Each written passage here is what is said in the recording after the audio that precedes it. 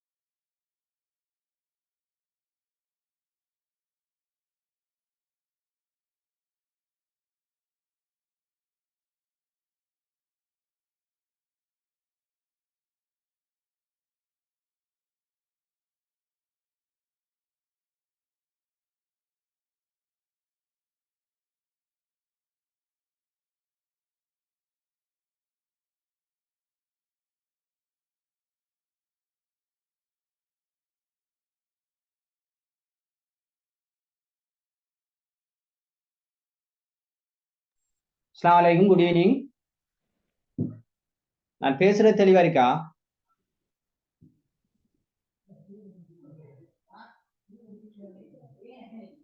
Good evening sir. கிளியரா இருக்கு. நீங்க இப்ப என்ன மத்தாக்கள் வருவாங்களா, நாம ஸ்டார்ட் பண்ணுவோமா, எப்படி தான் இருக்கீங்க? நாங்க ஸ்டார்ட் பண்ணுவோம், அவ ஜாயின் ஆகட்டும், அப்படியா?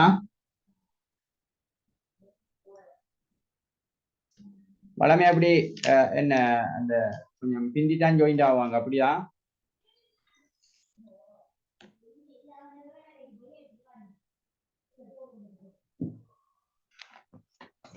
நான் பேசுறது தெளிவா வழங்குது தானே? ஸ்டார்ட் பண்ணுவோம்.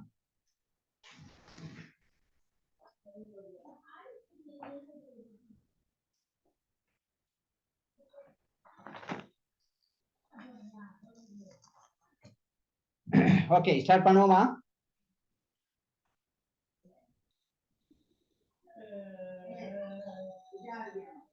நான் பேசுறது தெளிவா வழங்குது இல்லையா? ஹோம் சார் கிளியரா கேக்குது. சார் ஸ்டார்ட் பண்றதுனாலும் ஓகே தான். அப்ப இன்னொரு 3 நிமிஷம், 2-3 நிமிஷம் பார்ப்போம். வாரங்களாண்டு அதோட நாம ஸ்டார்ட் பண்ணுவோம். சரிதானே? Okay okay.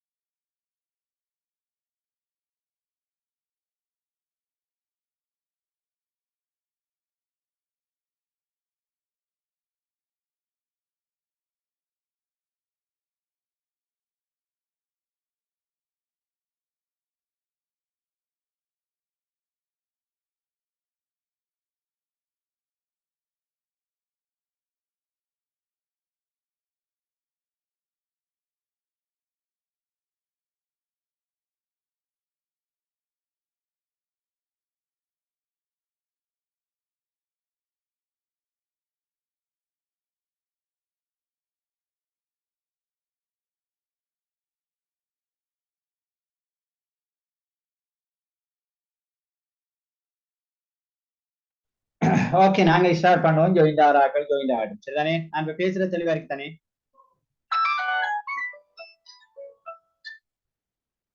நான் பேசுறது தெளிவா இருக்கு தானேமா? நாங்க போய் ஸ்டார்ட் பண்ணுவோம். ஓகே,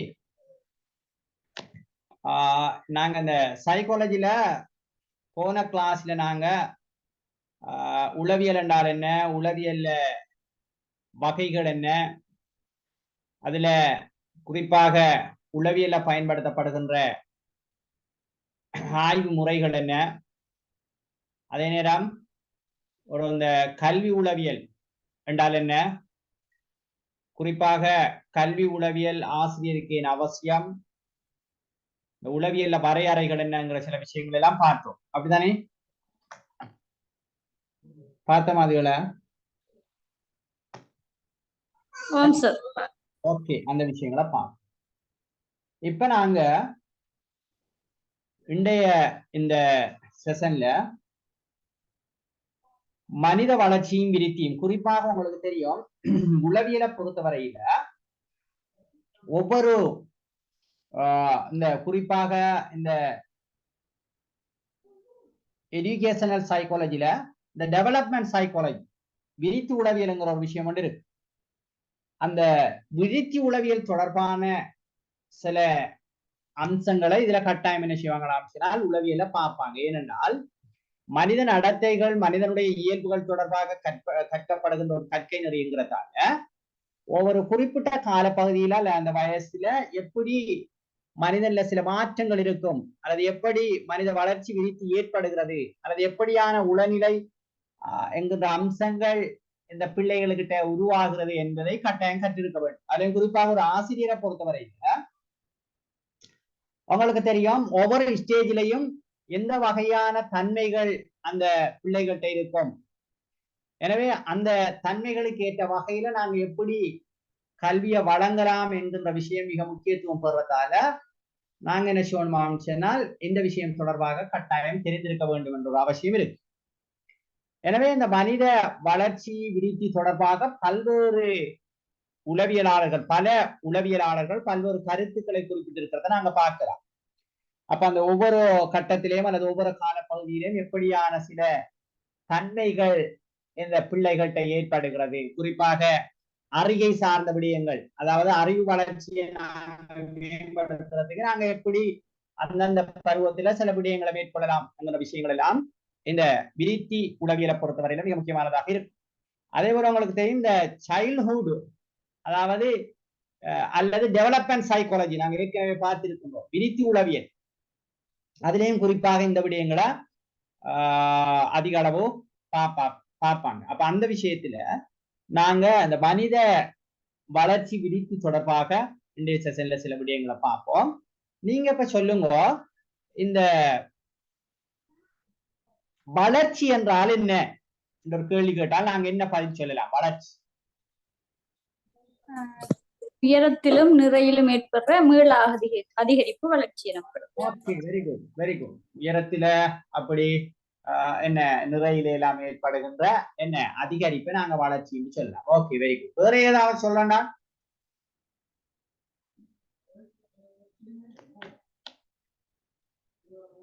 ஓகே, நீங்க சொன்ன மாதிரி பாருங்க,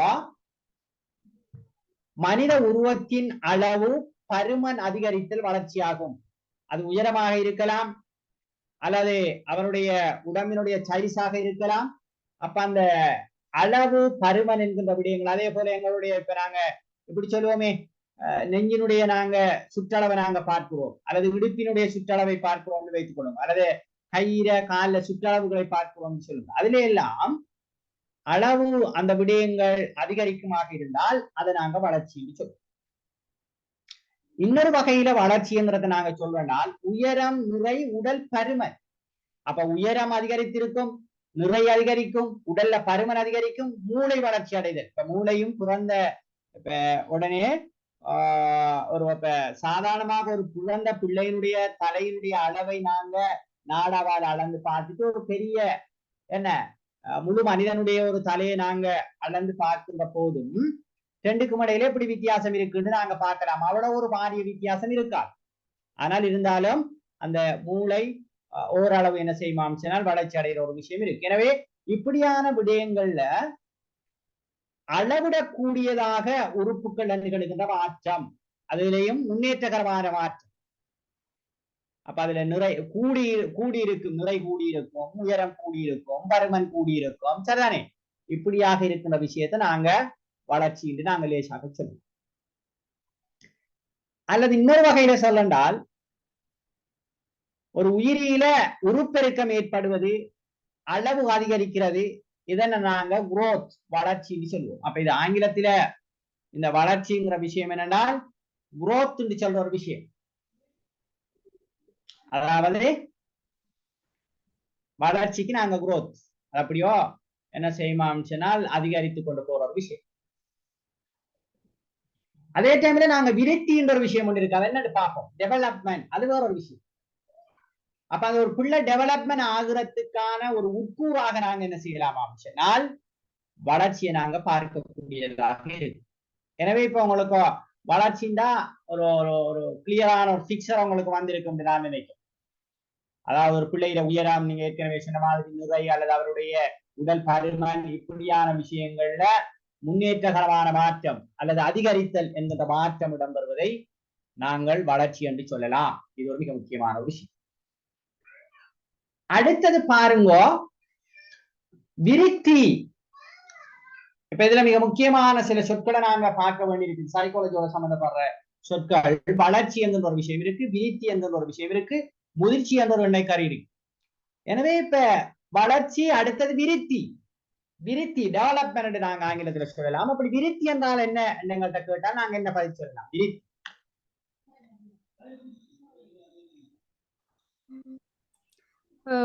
ஒரு பிள்ளைட வளர்ச்சிக்கேற்ப அதுல அந்த செயற்பாடுல ஏற்படுற மாற்றம். Okay, very good. அதாவது பிள்ளையிட வளர்ச்சிக்கேற்ற வகையில செயற்பாட்டில் ஏற்படுகின்ற மாற்றம் என பாப்போம் நாங்க. பாருங்க, விருத்தி ஒரு உயிரின உருவத்தில் ஏற்படுகின்ற அல்லது அமைப்பில் ஏற்படுகின்ற மாற்றத்தோடு அது இயங்கும் விதத்தில் ஏற்படுகின்ற மேம்பாடுகளையும் ஒட்டுமொத்தமாக குறிக்கின்ற ஒரு விஷயம்தான் விருத்தி அல்லது முன்னேற்றம் என்றும் சொல்லலாம், விருத்தின்னு சொல்லலாம். அப்ப நீங்க சொன்ன மாதிரி உடல்ல ஏற்பட்டிருக்கின்ற அந்த சாதகமான அந்த வளர்ச்சியோடு அந்த இயங்குகின்ற விதம், இப்ப நாங்க சொல்லலாம் பிள்ளை பேசுவதில விருத்தி அடைந்திருக்கிறது, பிள்ளை நடப்பதிலே விருத்தி அடைந்திருக்கிறது, பிள்ளை சரிதானே ஓடுவதில் விருத்தி அடைந்திருக்கிறது, பிள்ளை எழுதுவதில் விருத்தி அடைந்திருக்கிறது. இப்படி அந்த பிள்ளையினுடைய அந்த உருவம் அல்லது அதனுடைய உடல் பாகங்கள் வளர்ச்சி அடைவதோடு அந்த உடல் பாகமும் அந்த உடலும் இயங்குகின்ற தன்மையையும் உட்படுத்திய ஒரு விஷயம்தான் விருத்தின்னு நாங்க சொல்றோம். அப்ப வயது முதிர்ச்சி அடைய பிள்ளையிட உருவத்திலே ஏற்படுகின்ற மாற்றங்களுக்கு மேலதிகமாக அந்த பிள்ளைகிட்ட மேம்படும் சிக்கலான திறன்கள் சிலது ஏற்படும், அதனுடைய மாற்றத்தை தான் நாங்க விருத்தின்னு சொல்றோம். இன்னொரு வகையில சொல்லனால் பிள்ளை வளருகின்ற சூழல்ல இருந்து பெற்றுக்கொள்ளுகின்ற ஒழுங்கமைக்கப்பட்ட முறையான உதவிகளினதும் வழிகாட்டல்களின் விளைவே விருத்தியாகும். பாருங்க, பிள்ளை வளர்ற சூழல்ல இருந்து பெற்றுக்கொள்ளுகின்ற ஒழுங்கமைக்கப்பட்ட முறையான உதவிகளினதும் வழிகாட்டலின் விளைவுதான் விருத்தி என்று சொல்லப்படும். என்னன்னா இப்ப பிள்ளட அந்த வளர்ற சூழல்ல இப்ப நாங்க இப்படி சொல்றோமே, இப்ப பிள்ளை நடக்கிறதுக்கு சில நேரம் நாங்க வாக்கரை கொடுத்தோம், அது அங்க கிடைக்கின்ற ஒரு உதவி அல்லது அங்க ஒரு வழிகாட்டல், அதால அந்த பிள்ளை நடப்பதற்கு என்ன செய்யலாம் சொன்னால் கற்றுக்கொள்கிறது, அந்த நடத்தல் என்கிற விடயத்துல விருத்தி அடையுது. இப்ப அந்த வீட்டில இருக்கிறார்கள் பேசுறாங்க அல்லது அந்த அந்த அந்த சூழல் இருக்கிறார்கள் பேசுறாங்க, அந்த விடயங்களை நாம் செவிமடுத்து அந்த பிள்ளை சிறப்பாக பேசுகின்ற விடயத்துல விருத்தி அடைகிறது. அப்ப அங்க ஒழுங்கமைக்கப்பட்ட விதத்துல முறையான உதவிகள், அந்த வழிகாட்டல்கள், அந்த விடயத்துல அந்த பிள்ளை இந்த செயற்பாட்டு ரீதியான விடயங்கள்ல முன்னேற்றம் இருக்கிறத தான் நாங்க விருத்தின்னு சொல்றோம். ஓகே, இந்த அதான் வாங்கு சொல்லுதோ எனக்கு ஒரு 5 நிமிஷம் தாங்க, சரி ஒரு 3 நிமிஷம் தான். ஓகே.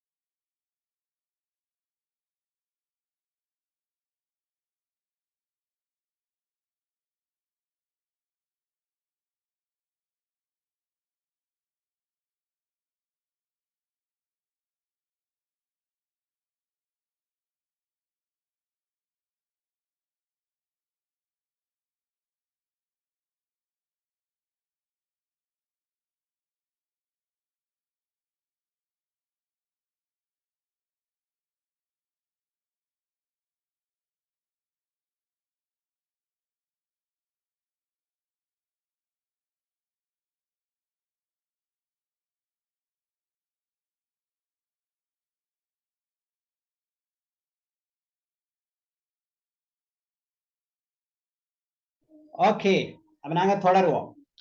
அப்ப பிள்ளட விருத்தி. அப்ப இப்ப உங்களுக்கும் அந்த விருத்தி என்றால் என்ன என்று நாங்க சும்மா கேட்டால் அல்லது கொஸ்டின் பேப்பர்ல அப்படி பரிமாற்றம் இருந்தால் இப்ப தெளிவாக அதுக்கு விட எழுதலாம். அதாவது பற்றி ஒரு விளக்கம் வந்திருக்க முடியும் நினைக்கிறேன். ஓகேயா? விருத்தி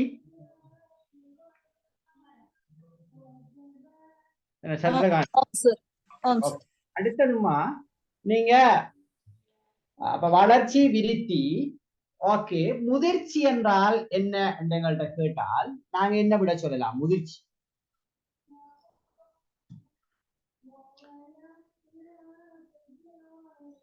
முதிர்ச்சி என்றால் என்ன?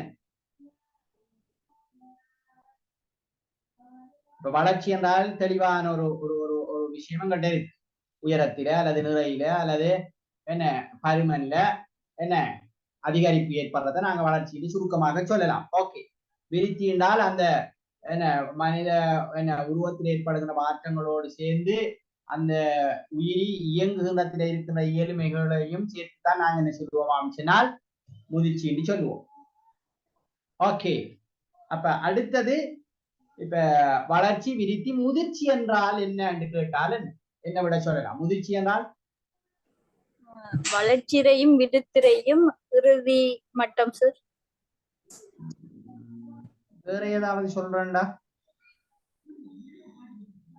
வளர்ச்சியினதும் விருத்தியினதும் இறுதி மட்டம். வேற ஏதாவது சொல்றேன்டா? ஓகே, பாப்போம். இங்க பாருங்க, முதிர்ச்சி என்றால் பரம்பரை அலகுகளால் தீர்மானிக்கப்பட்டு இயற்கையாகவும் இயல்பாகவும் நிகழ்கின்ற மாற்றம் என்று சொல்லலாம். அப்ப இது எங்களுக்கு தாய் தந்தையர்கிட்ட இருந்து நாங்க ஏற்கனவே சொல்லியிருக்கிறோம், 23 சோடி நிறமூர்த்தங்களின் ஊடாக எங்களுக்கு பல்வேறு அம்சங்கள் பரம்பரை அலகுகளின் ஊடாக கடத்தப்படுது. அப்படித்தானே? பிள்ளை உருவாக்கத்துல அது மிக முக்கியமான ஒரு விஷயம். அப்ப இந்த எங்களுக்கு பரம்பரை ரீதியாக இந்த கடத்தப்படுகின்ற இந்த அம்சங்கள் என்பது எங்களோட முதிர்ச்சியிலையும் என்ன செய்யுமா மிக முக்கியமான பங்காளியாக இருக்கு. அடுத்தது இயல்பாகவும் இயற்கையாகவும் எங்களோட உடம்புல சில மாற்றங்கள் நிகழுது. அது எல்லாத்தையும் சேர்த்துதான் நாங்க முதிர்ச்சின்னு சொல்றோம். இன்னொரு வகையில அதை சொல்றனால் பாருங்க, ஒரு பிள்ளையினுடைய வயது செல்ல செல்ல அந்த பிள்ளைகிட்ட புதிய பண்புகள் தோன்றுவதற்கு, அந்த புதிய பண்புகள் அல்லது புதிய நடத்தைகள் என்று சொல்றதுதான் நாங்க என்ன சொல்றோம்? விருத்தின்னு சொல்றோம். பேசுறதுக்கு அந்த பிள்ளை புதிய ஒரு பண்பை அந்த பிள்ளையில ஏற்படுத்திக் கொள்ளுது அல்லது புதியதொரு அம்சத்தை ஏற்படுத்திக் கொள்ளுது. பிறந்த உடனே பிள்ளை பேசாது, ஒரு குறிப்பிட்ட காலத்தால அந்த பிள்ளை பேசு. அப்ப அப்படியான பண்புகளை அப்படியான செயற்பாடுகளை அந்த புள்ள பெற்றுக்கொள்வதற்கு காரணமாக அமைகின்ற உடல் உறுப்புகளை ஏற்படுகின்ற ஒரு மாற்றத்தை முதிர்ச்சின்னு சொல்லும். இன்னும் நான் விளக்கமா சொல்றேன்னால், இப்ப உதாரணத்துக்கு எங்களுடைய காலை நாங்க எடுத்துக்கொள்வோம். காலினுடைய பருமன் அதிகரிக்கிறது, கால தசைகள் அதிகரித்திருக்கிறது, எங்களுடைய கால் என்ன நீளமாக வளர்ந்திருக்கிறதுங்கிறதெல்லாம் வளர்ச்சி என்று வச்சுக்கொள்ளும். இதுதானே வளர்ச்சி, இது வளர்ச்சி. காலால புள்ள நடக்கிறதுக்கான அந்த செயற்பாட்டுல அந்த புள்ள ஈடுபடுகிறது என்றால் அது விருத்தி, நடக்கின்ற விடயத்துல அந்த புள்ள விருத்தி அடைந்திருக்கு. இப்ப இந்த புள்ள நடக்கிறதுக்கு வெறுமனே கால் அந்த வளர்ச்சி அந்த பெருத்து இருக்கிறது மட்டும் போதாது. காலினுள்ள உள்ளுக்கு இருக்கிற எலும்பு, அதனுடைய தசை, அதனுடைய தசைநார், அதனுடைய இந்த என்ன நரம்பு, அந்த அம்சங்கள் எல்லாம் அதற்கேற்ற வகையில முதிர்ச்சி அடைந்திருக்க வேண்டும். அப்ப முதிர்ச்சிங்கிறது கொஞ்சம் விஸ்திரந்தாகிற ஒரு விஷயம். வெறுமனே தசை அப்படியே இப்ப நாங்க சும்மா சொல்லுவோமே, சில நேரம் ஒரு 8 மாத அல்லது 6 மாத குழந்தை கூட ஒரு என்ன 2 வயசுக்குள்ள பெரிய அந்த என்ன நிறை இருக்கின்ற அளவுக்கு சில நேரம் என்ன செய்யலாம், வளர்ச்சி அடைந்திருக்கலாம். அதற்காக அந்த பிள்ளைக்கு அந்த பிள்ளையோட காலால நடக்க இயலுமா என்று கேட்டால் இயலாம இருக்கலாமே. காரணமாக அது இன்னும் முதிர்ச்சி அடையல. அதாவது நாங்க இப்படி சொல்லுவோமே, இப்ப பிள்ளையினுடைய இப்ப பிறந்த உடனே பிள்ளை பேசுது இல்ல, அழும் அப்படியெல்லாம் செய்யும். போதான் அந்த சின்ன பவல்ஸ் எல்லாம் வந்து பிறகு என்ன அந்த சவுண்ட் எல்லாம் வந்து அந்த பிள்ளை பேசுறதுக்கு சரியாக கற்றுக்கொள்ளும். பேசுறதுக்கு பிள்ளைக்கு தெரிகிறது என்பது அல்லது அதுக்கு கற்றுக்கொண்டிருக்கின்ற அதை சரியாக செய்யக்கூடிய இயலுமை இருத்தல் என்பது என்ன, அது விருத்தி. அந்த பேச்சு உறுப்புகள் என்ன செய்யணுமா அமைச்சலாம், அந்த குரல் நான் அப்படியான சில விஷயங்கள் சரியாக அதற்கேற்ற வகையில முதிர்ச்சி அடைதல் என்பது இது முக்கியம். அப்பதான் அவரு சிறப்பாகவும் சரியாகவும் பேசுவதற்கான இயலுமையை பெற்றுக் கொள்வார். இப்ப நாங்க இன்னொரு வகையில செல்றேன்றால், இப்ப பிள்ளை பேனையை பிடித்து எழுத வேண்டுமாக இருந்தால், அப்ப பேனையை பிடிச்சு எழுதுறங்கிறது பிள்ளையில ஏற்பட்டிருக்கிற விருத்தி. அதுக்கு அந்த பிள்ளையோட கை விரல்கள் அதெல்லாம் என்ன செய்யணும், வளர்ச்சி அடைந்திருக்கணும். வெறுமனே கைவிரல் வளர்ச்சி அடைந்திருப்பது மாத்திரம் போதாது. நீங்க ஒரு 3 வயது பிள்ளைட கையை அப்படி ஒரு எக்ஸ்ரே எடுத்து பாருங்க. அதே மாதிரி ஒரு 5 வயது பிள்ளைட கையையும் எக்ஸ்ரே எடுத்து பாருங்க. அந்த பிள்ளையில உள்ளுக்கு இருக்கிற கைக்குள்ள இருக்கின்ற அந்த எலும்பு எந்த அளவு முதிர்ச்சி அடைந்திருக்கிறதுங்கிறத நாங்க பார்க்கலாம். எனவே அது சரியாக முதிர்ச்சி அடைந்திருந்தா தான் அந்த உறுப்பால் என்ன செய்யலாம் சொன்னால் சரியாக அந்த வளர்ச்சி என்கின்ற அந்த அம்சமும் இருக்குமாக இருந்தால் செயற்பாடுகள்ல சரியாக விருத்தி அடைய முடியும். அப்ப இதைத்தான் நாங்க முதிர்ச்சின்னு சொல்றோம். அதே டைம்ல இப்ப முதிர்ச்சிங்கிறது அது ஒரு சேமான அதை ஒரே ஒழுங்கமைப்புல ஏற்பட்டாலும் அந்த முதிர்ச்சியில வேகம் பிள்ளைக்கு பிள்ளை வேறுபடும். இப்ப நீங்க பாருங்க, சில பிள்ளைகள் பேசுவதற்கு நீண்ட நாள் எடுக்கும், சில பிள்ளைகள் என்ன குயிக்கா பேசிடுவாங்க. அப்ப அந்த அந்த பேச்சுறுப்பு சரியா விருத்தி அடைஞ்சு. சில பிள்ளைகளை பாருங்க குயிக்கா நடந்துருவாங்க. ஆனா சில பிள்ளைகள் ஒரு குறிப்பிட்ட காலம் எடுக்கும் அந்த பிள்ளைகள் நடக்கிறது. அப்ப அந்த பிள்ளை வளர்ச்சி அடைந்திருந்தாலும் அந்த பிள்ளையினுடைய அந்த உறுப்புகள் என்ன செய்யணுமா சொன்னால் முதிர்ச்சி அடைதல் என்பது மிக முக்கியமான அம்சமாக இருக்கிறத நாங்க என்ன செய்யலாம் பார்க்கலாம். இப்ப முதிர்ச்சிண்டா எங்களுக்கு என்ன தெளிவா இருக்கு, ஓகேயா? இதுல ஏதாவது கிளாரிபிகேஷன்? முதிர்ச்சி சரியா தெளிவா வழங்கிட்டா எங்களுக்கு. இப்ப நாங்க எப்படி சொல்லுவோமே, பின்வரும் 3 பதங்களையும் என்ன சுருக்கமாக அல்லது உதாரணத்துடன் விளக்குக என்று கேட்டு வளர்ச்சி, முதிர்ச்சி, விருத்தி இந்த 3 சொற்களையும் போட்டால் எங்களுக்கு அதுக்கு அழகாக 17 இயலுமா? ஓகே தானே? ஓகே, நாங்க அடுத்ததை பார்ப்போம். இப்ப இந்த வளர்ச்சிக்கும் விருத்திக்கும் இடையில சில வேறுபாடுகள் இருக்கிறத நாங்க பார்க்கலாம். வளர்ச்சிக்கும் விருத்திக்கும் இங்க பாருங்க, முதலாவது விஷயம் வளர்ச்சி என்கின்ற விஷயம் உருப்பெருக்கத்தோட தொடர்பாட்டது. அது எத்தனை கிலோ கூடி இருக்குன்னு எங்களுக்கு பார்க்கலாம். அதே போல நாங்க என்ன எத்தனை சென்டிமீட்டர் உயர்ந்திருக்குன்ற அந்த பிள்ளை நாங்க பார்க்கலாம். சரிதானே? அப்ப அதால நாங்க என்ன செய்யலாம் சொன்னால் துல்லியமாக வளர்ச்சியை நாங்க என்ன செய்யலாம், அளவிடலாம். எத்தனை சென்டிமீட்டர் என்று நாங்க அதை அளக்கலாம். அதே நேரம் எத்தனை கிலோ கூடி இருக்கிறது அந்த பிள்ளை என்று நாங்க என்ன செய்யலாம் சொன்னால் அளக்க. அப்ப வளர்ச்சிங்கிறது உருப்பெருக்கத்தோட தொடர்படுத்திக்கிறதால துல்லியமாக நாங்க சரியான டிஜிட்டல் சராசரி வச்சு எத்தனை என்ன கிலோ மட்டுமல்ல எத்தனை கிராம் அல்லது இன்னும் அது துல்லியமான இதா இருந்தால் எத்தனை மில்லிகிராம் என்று கூட நாங்க என்ன செய்யலாம் சொன்னால் அளக்கக்கூடிய நிறுத்தக்கூடியதாக இருக்கும் வளர்ச்சி. இப்ப அந்த முதிர்ச்சி விருத்தி என்கின்ற விஷயம் அந்த உயிரியல அமைப்பில மாத்திரமல்ல செயற்பாட்டிலும் ஏற்படுகின்ற மாற்றங்களால அதுல இயங்குற அமைப்பில ஏற்படுகின்ற முன்னேற்றம். அப்ப இதை இப்ப சரியாக இன்னொரு விதத்துல சொல்லலாம், இதுல சரியாக துல்லியமாக அளவிடுதல் என்பது கூட கொஞ்சம் கஷ்டமா தானே இருக்கும். இப்ப நாங்க பார்ப்போம், புள்ள பேசுறதுக்கு விருத்தி அடைந்திருக்கிறது என்றால் எத்தனை கிலோ புள்ள பேசுது அல்லது எத்தனை சென்டிமீட்டர் பேசுது இதெல்லாம் நாங்க என்ன செய்யலாது, ஒரு துல்லியமாக அளக்க இயலாத ஒரு விஷயமாக அது இருக்கிறது நாங்க பார்க்கிறோம். அப்ப வளர்ச்சி ஒரு புறவயத்தன்மையோடு இருக்குன்ற ஒரு விஷயம். இப்ப நாங்க வெளியே பார்த்தா பிள்ளையினுடைய கால் பெருத்திருக்கிறது அல்லது பிள்ளையினுடைய உயரம் கூடி இருக்கிறது அல்லது நிறை கூடி இருக்கிறது வெளிப்படையாக பார்க்கலாம். அதுதான் வளர்ச்சி.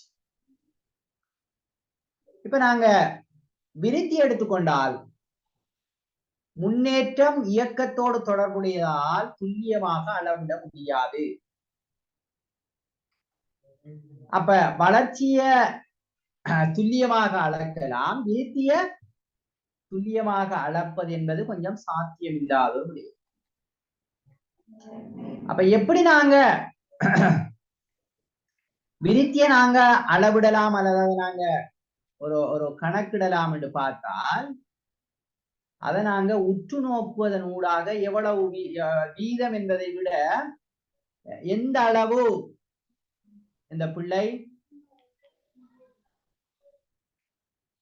விருத்தி அடைந்திருக்கிறது என்ற ஒரு பரிமட்டான ஒரு அம்சத்துக்கு தான் நாங்க வரலாமே ஒழிய நாங்க அதை துல்லியமாக என்ன செய்யலாதாம் சொன்னால் அளக்க இயலாது.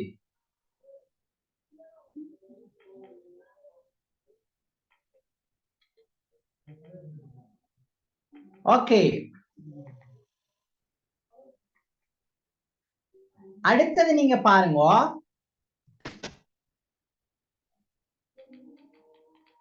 வாழ்நாள் முழுவதும் வளர்ச்சி தொடராது. வாழ்நாள் முழுவதும் வளர்ச்சி தொடராது. குறிப்பிட்ட காலத்தோடு வளர்ச்சி நின்றுவிடும் என்று சொல்லப்படுது. சரியா? சரியாது பிள்ளையா?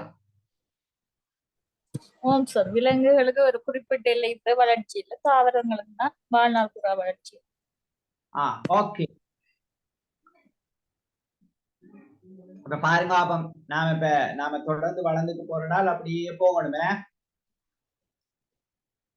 ஆனால் ஒரு ஒரு ஒரு 6 அடி அல்லது 5 அடி ஒரு குறிப்பிட்ட அங்குலம் அப்படி வளர்ந்தால் அதுக்கு பிறகு என்ன மனிதன் வளர மாட்டான்.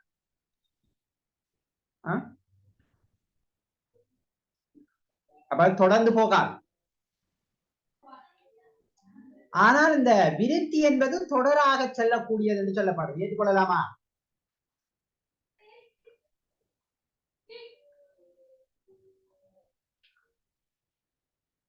உதாரணத்துக்கு பாருங்க, அறிவு விருத்தி அடைதல்.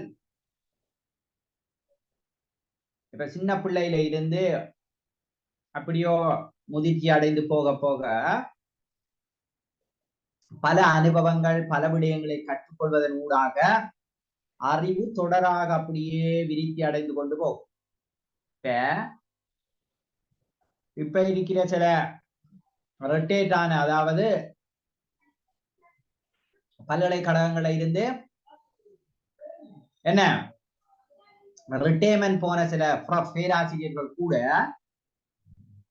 இந்த நவீன டிஜிட்டலை பயன்படுத்துற அவங்க படிக்கிற காலத்திலயோ அல்லது குறிப்பிட்ட சில காலங்கள் அவங்க விரிவிரியாளராக இருக்கிற காலத்துல கூட இந்த லேப்டாப்போ அல்லது இந்த நவீன டெக்னாலஜியோ இல்லாமல் இருந்த சூழல் எல்லாம் இருக்கு. ஆனால் அது பிறகு அந்த விஷயங்கள் வந்தாலும் ஆனால் அதை மிக சிறப்பாக பயன்படுத்துகின்ற அந்த இயலுமை பலர்கிட்ட இருக்கிறத நாங்க பார்க்கிறோம். அப்ப அந்த விஷயத்துல அவர்கள் இப்போதும் விருத்தி அடைந்திருக்கிறார்கள். அப்ப அந்த முன்னேற்றம் அல்லது இந்த விருத்தின்ற விஷயம் வாழ்நாள் முழுவதும் தொடர்ந்து செல்லக்கூடியது. ஏற்றுக்கொள்ளலாமா?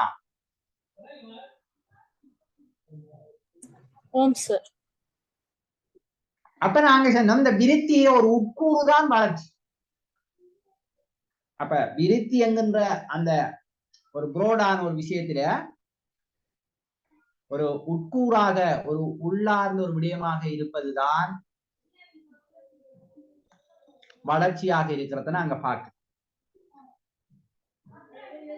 அதே டைம்ல இந்த விருத்தி என்பது ஒரு சிக்கலான செயற்பாடு. இப்ப அது எப்படி நிகழுது, என்ன அம்சம் எல்லாம் என்னடா பல விடயங்களோட தொடர்பட்டதாக இருக்கும், பன்முகம் கொண்டதாக இருக்கிறத அதை பார்க்கலாம். அப்ப இது விருத்தியில ஒரு உட்கூறாக வளர்ச்சி இருக்கிற அதே நேரம், ஆனால் விருத்தி என்பது ஒரு பன்முகம் கொண்ட பல விஷயங்களோடு தொடர்பட்டிருக்கிற ஒரு விஷயமாகவும் ஒரு சிக்கலான செயற்பாடாகவும் அது இருக்கிறத நாங்க பார்க்க. இப்ப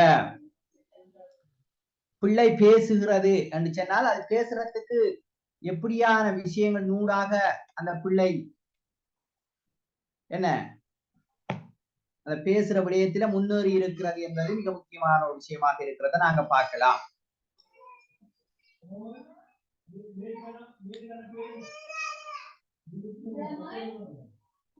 அதே நேரம் ஒரு உயிரினிற எல்லா பாகங்களையும் என்ன செய்யணும் வளர்ச்சி ஏற்படும். அது காலில வளர்ச்சி ஏற்படும், கையில வளர்ச்சி ஏற்படும், தலையில வளர்ச்சி ஏற்படும், உடம்புல வளர்ச்சி ஏற்படும். அப்படி எல்லா பாகத்திலேயும் வளர்ச்சி என்பது ஏற்படும். ஆனால் இப்ப நாங்க சும்மா விருத்திங்கிறத நாங்க ஒரு பாகத்தோடு மாத்திரம் தொடர்படுத்தி சொல்லலாம். அப்ப அந்த உயிரீர இயக்கம் அதிலும் குறிப்பாக ஒட்டுமொத்த அந்த இயக்கத்திலே ஏற்படுகின்ற ஒட்டுமொத்த மாறுபாட்டை தான் நாங்க அல்லது முன்னேற்றம் நாங்க சொல்லுவோம், விருத்தின்னு நாங்க சொல்லுவோம். சரிதானே? இது வளர்ச்சிக்கும் விருத்திக்கும் இடையிலான வேறுபாடுகளாக நாங்க பார்க்கலாம். இன்னும் சில விஷயங்கள் இருக்கு, பார்ப்போம். பாருங்க, இப்ப இந்த வளர்ச்சியை பொறுத்தவரையில அது வாழ்க்கையில எல்லா பருவத்திலும் ஒரே சீராக இருக்க மாட்டாதுன்னு சொல்லப்படுது. அதை ஏற்றுக்கொள்ளலாம் அந்த கருத்தை.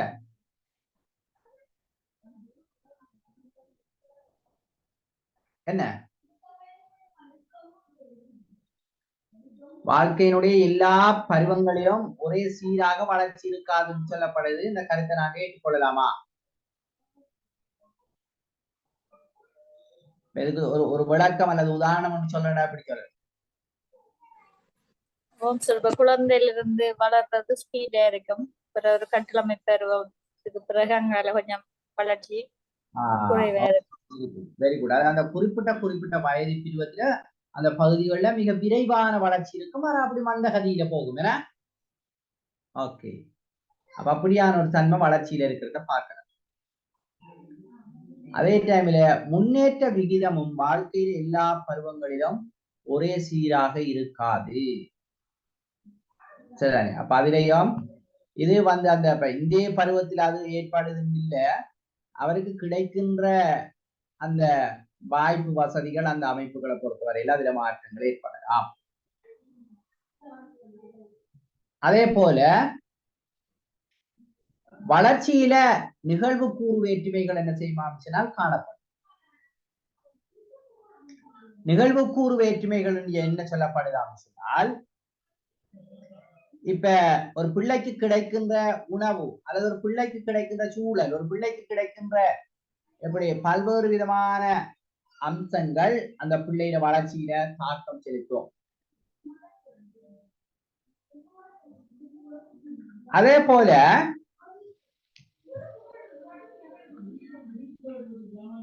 இந்த பல்வகையான அந்த விருத்தி என்கிற விஷயம் பிள்ளைகளை பொறுத்தவரையில அதிலேயும் மாறுபாடுகள் அல்லது வேறுபாடுகள், ஒருவருக்கு ஒருவர் வித்தியாசம் இருக்கிறதுக்கும் நிறைய நெருக்க அமைச்சனால் சான்ஸ் இருக்கிறத நாங்க பார்க்கிறோம். இப்ப இந்த வளர்ச்சி மரபால அல்லது நாங்க சொல்ற என்னது மரபணுக்கள், அதன் ஊடாக அந்த வளர்ச்சி தீர்மானிக்கப்படுது சொல்லப்படும். மரபணுக்கள் எப்படி தீர்மானிக்கும் வளர்ச்சி? தாய் தந்தையில அந்த ஜீன் ஓகே, வெரி குட். என்னண்டா நீங்க பாருங்க, கொஞ்சம் பெற்றான தாய் தந்தைக்கு இருக்கின்ற பிள்ளை, பிறந்த பிள்ளை அதனுடைய வளர்ச்சி அப்படி பெற்ற வாரத்துக்கான வாய்ப்பு இருக்கா இல்லையா? அதுவும் அப்படி ஏற்படும்.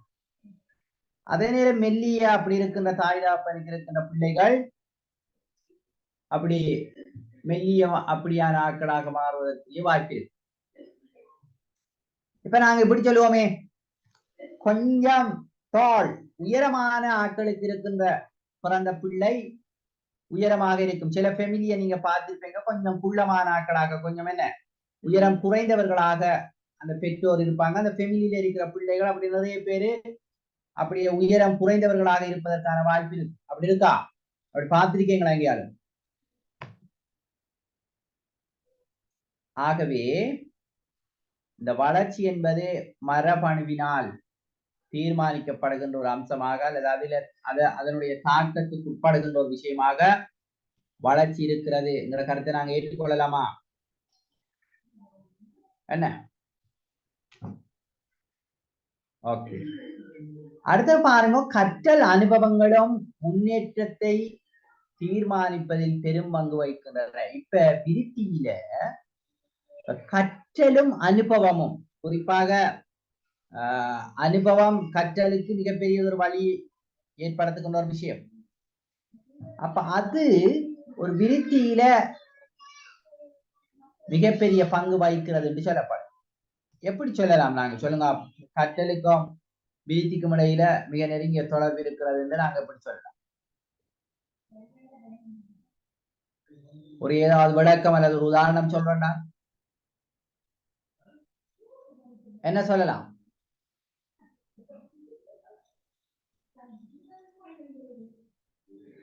ஏதாவது சொல்லலாமா? கற்றல் மூலம் சார் அறிவு திறன் மனப்பான்மைகளை பெற்றுக்கொள்றதால அதுல விருத்தி அடைகிறார்.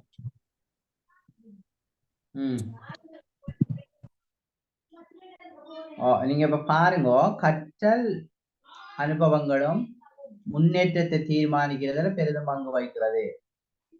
இப்ப நாங்க பார்ப்போம், இப்ப ஒரு பிள்ளையினுடைய உச்சரிப்புன்னு வச்சுக்கோம்.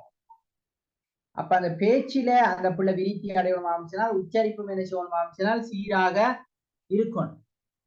அப்ப அந்த உச்சரிப்பு சீராக இருப்பதற்கு என்ன நடக்கணும் ஆரம்பிச்சனால் அந்த பிள்ளைக்கு நாங்க அந்த உச்சரிப்பை சீராக்குவதற்கான பயிற்சிகள் அவைகளை வழங்கி நாங்க என்ன செய்யலாம் ஆரம்பிச்சனால் மெதுவாக சின்ன உச்சரிப்புல சீரில்லாம இருக்கிற பிள்ளைய நாங்க டெவலப் ஆக்கி அப்ப அதுக்கான அனுபவங்கள் வழங்கப்படுறது. இப்ப உதாரணத்துக்கு ஒரு வாய்ஸ் சரியாக ஒரு சொல்ல நாங்க எப்படி உச்சரிப்போம் என்பதை வீடியோவாக போட்டு காட்டிலும் அல்லது ஆடியோவாக அந்த பிள்ளைக்கு ஒலிக்க செய்யலும் அல்லது நாங்க சொல்லி காட்டிலும். அப்ப இங்க இப்படியான இந்த அனுபவங்கள் அந்த பிள்ளையிட முன்னேற்றம் விருத்தியை தீர்மானிக்கிறதுல மிகவும் பங்கு வகிக்கிற ஒரு விஷயமாக இருக்கிறத பார்க்க. இப்ப வளர்ச்சிங்கிறது முன்னேற்றத்துக்கு வழிகோலாக அமையலாம், துணை புரியாமலும் போகலாம். இப்ப உதாரணத்துக்கு ஒரு பிள்ளை பெருமளவு என்ன வளர்ந்திருக்கிறது, ஆனால் சில வேளை மழலை கதை கதைக்கும் அந்த பிள்ளை. அல்லது ஒரு பிள்ளை பெரிதாக வளர்ந்திருக்கிறது, அந்த உறுப்பு கால் அது இதெல்லாம் இருக்கு, அது நினைக்கிற ஏதாவது சிஸ்டம் ஏதாவது ஒரு ப்ராப்ளத்தால அந்த பிள்ளையில நடக்க இல்லாமலும் இருக்கு. அப்ப வளர்ச்சி சில நேரங்கள்ல அந்த பிள்ளோட விருத்திக்கு துணை போகாமலும் இருக்கலாம். ஆனா வளர்ச்சி விருத்திக்கு துணை போகின்ற மிக முக்கியமான ஒரு விஷயம் சில வேளைகள்ல இப்படி மாறியும் இருக்கலாம்.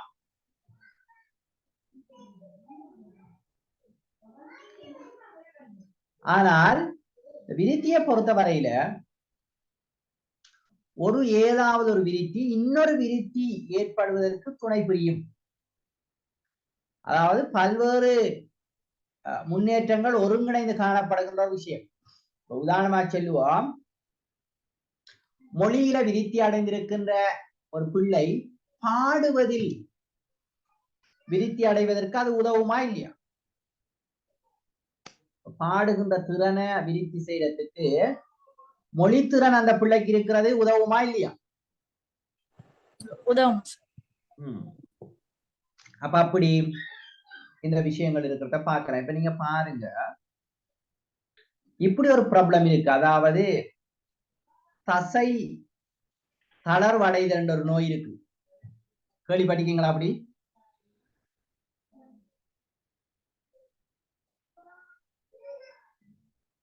என்ன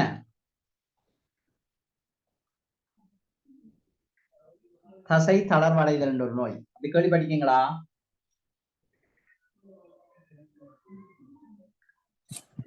நரம்பு தளர்ச்சி கேள்விப்பட்டிருக்கீங்க. தசை தளர்வடைதல் என்ற ஒரு நோய் இருக்கு.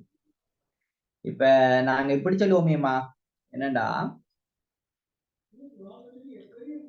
இப்ப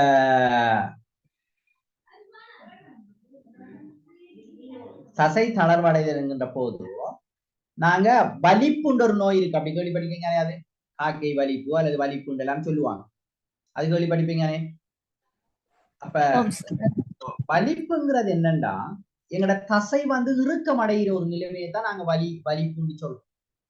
அது எதால இறுக்கம் அடையுதான்னு சொன்னால் மூளையில ஏற்படுகின்ற இந்த மின்னோட்டத்தினுடைய தாக்கம் அதிகரிக்கின்ற போது, இப்ப எங்களோட பொடி இயக்கத்துக்கு ஒரு வகையான மின்னோட்டம் போன்ற ஒரு அம்சம், மின்னோட்டம் என்கின்ற ஒரு விடயம் தான் எங்களோட உடம்புல என்ன இந்த நரம்பியல் இந்த மண்டலங்களின் ஊடாக எங்களோட செயற்பாடுகளை இயக்கிக் கொண்டிருக்கின்ற ஒரு விஷயம்.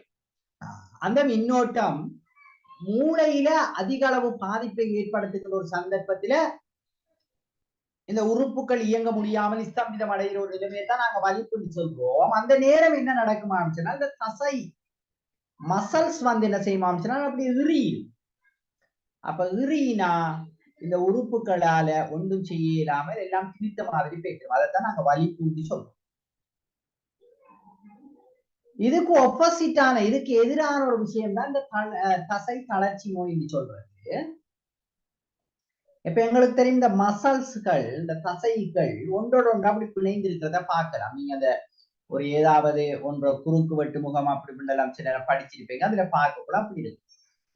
அப்ப அந்த தசை அந்த இறுகினால் அதை நாங்க வலிப்புங்கிற மாதிரி, அது தளர்வடைந்தால் அந்த உறுப்பால எந்த செயற்பாட்டையும் செய்ய முடியாத, இப்ப அது வலிப்பா, அதாவது அந்த வலிக்காலும் அதால ஒண்ணும் செய்யலாத அளவு அது பேசிருக்கோம். அதே நேரம் தசை தளர்வடைந்தாலும் அந்த உறுப்பால ஒன்றும் செய்யலாங்க ஒரு நிலைமை வரும். ஏன்னா அது அப்படியே சோர்ந்து கிடக்கும், அதால நாங்க ஒன்றும் செய்யல.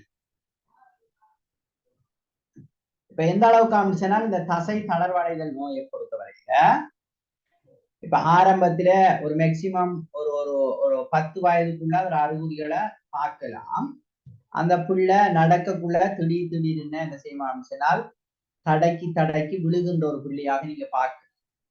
அப்படியே காலம் செல்ல அந்த பிள்ளையாக நடக்க முடியாம போகும். அப்படியே வந்து எந்த அளவுக்கு அது வந்து சேருமா அப்படின்னு சொன்னால், இந்த தசையெல்லாம் கொஞ்சம் இறுக்கமாக சரியாக, அது இறுக்கம்ங்கிறத விட அது சரியாக அது ஒன்றோடு ஒன்று பின்னி பிணைந்திருக்கின்ற போதுதான் எங்களோட செயற்பாடுகளை சரியாக செய்ய முடியும். அது இறுகினாலும் கஷ்டம், தளர்ந்தாலும் கஷ்டம். அப்ப இந்த பிரிமன் ரகடு இப்படியான சில விஷயங்கள் கூட சரியாக அது என்ன இருக்காது. எனவே அவரால் மூச்செடுப்பது கூட ஒரு கஷ்டமான ஒரு சூழலுக்கு அது மெதுவாக கொண்டாந்து சேர்க்கும். எனவே வெண்டிலேட்டர் என்ன அதை பொருத்தி அவருக்கு மூச்செடுக்கிறதுக்கு நாங்கள் உதவி செய்ய வேண்டிய ஒரு தேவை இருக்கும். அதெல்லாம் மிக இறுதியான சில பல்வேறு என்ன இதுகளாம் அந்த பிள்ளைக்கு ஏற்படும். அப்ப நீங்க இர்ஃபான் ஹாஃபிஸ் ஒருவரை நீங்க கேள்விப்பட்டீங்க எனக்கு தெரியாது. அவருக்கு இந்த நோய் வந்து கிட்டத்தட்ட ஒரு 34-35 வயதிலான அவர் மரணிச்சாரு. அவருக்கு தான் நோய். அப்ப இர்ஃபான் ஹாஃபிஸ் இப்ப அவர் தி சைலன்ஸ் அப்படி ஒரு புத்தகம், மூமெண்ட் ஆஃப் மெரிமெண்ட் ஒரு புத்தகம், இப்படி 3க்கும் மேற்பட்ட புத்தகங்களை இர்ஃபான் ஹாஃபிஸ் எழுதியிருக்கிறார். ஆனால் ஒரு கிரேட் 5 வரைக்கும் தான் ஸ்கூல்ல படிச்சாரு. இந்த பிரச்சனை அப்படியே வந்து மெதுவாக நடக்க இல்லாம போய் அப்படியே வந்து கடைசியா ஒன் த பெட் அந்த என்னது அந்த வெண்டிலேட்டரை அவரு பூட்டின மாதிரியே இருந்தாரு. அவர் ஒரு விரல் மட்டும்தான் கொஞ்சம் அசைக்கக்கூடியதாக இருந்தது. பெட்டில் அப்படியே அப்படியோ பெட்டில அப்படியோ தூங்கினால அப்படி அந்த படுத்த படுக்கையிலான் அவரு இருந்த அந்த இதுகளை செய்தாரு. அவர் அந்த புத்தக வெளியீட்டு விழாவுக்கு கூட அந்த பெட்டோட தான் அவர் அந்த வெண்டிலேட்டரோட தான் அவரை அந்த வெளியீட்டு விழாவில கொண்டு வந்தாங்க. சிரச டிவி அப்படி பல இதுகள் எல்லாம் அவருடைய பல்வேறு விஷயங்கள் வந்து பார்க்கலாம். எனவே ஆனால் அவரை பார்த்தீங்களாம் சொன்னால் 30 வயதுக்கு பொருத்தமான உடல் தோற்றம் அவரிலே இருந்தது. ஆனால் அவரால் நடக்க முடியாது. அப்ப வளர்ச்சி இருந்தாலும் சில சந்தர்ப்பங்கள் அது என்ன செய்யாதாம் சொன்னால் விருத்திக்கு அது துணை புரியாமல் இருக்கலாம். இப்படி நீங்க இந்த நோயா அல்லது என்ன சொல்ற அந்த இர்ஃபான் ஹாஃபிஸ்ங்கிறவரை நீங்க கேள்விப்பட்டிருக்கீங்களா? என்ன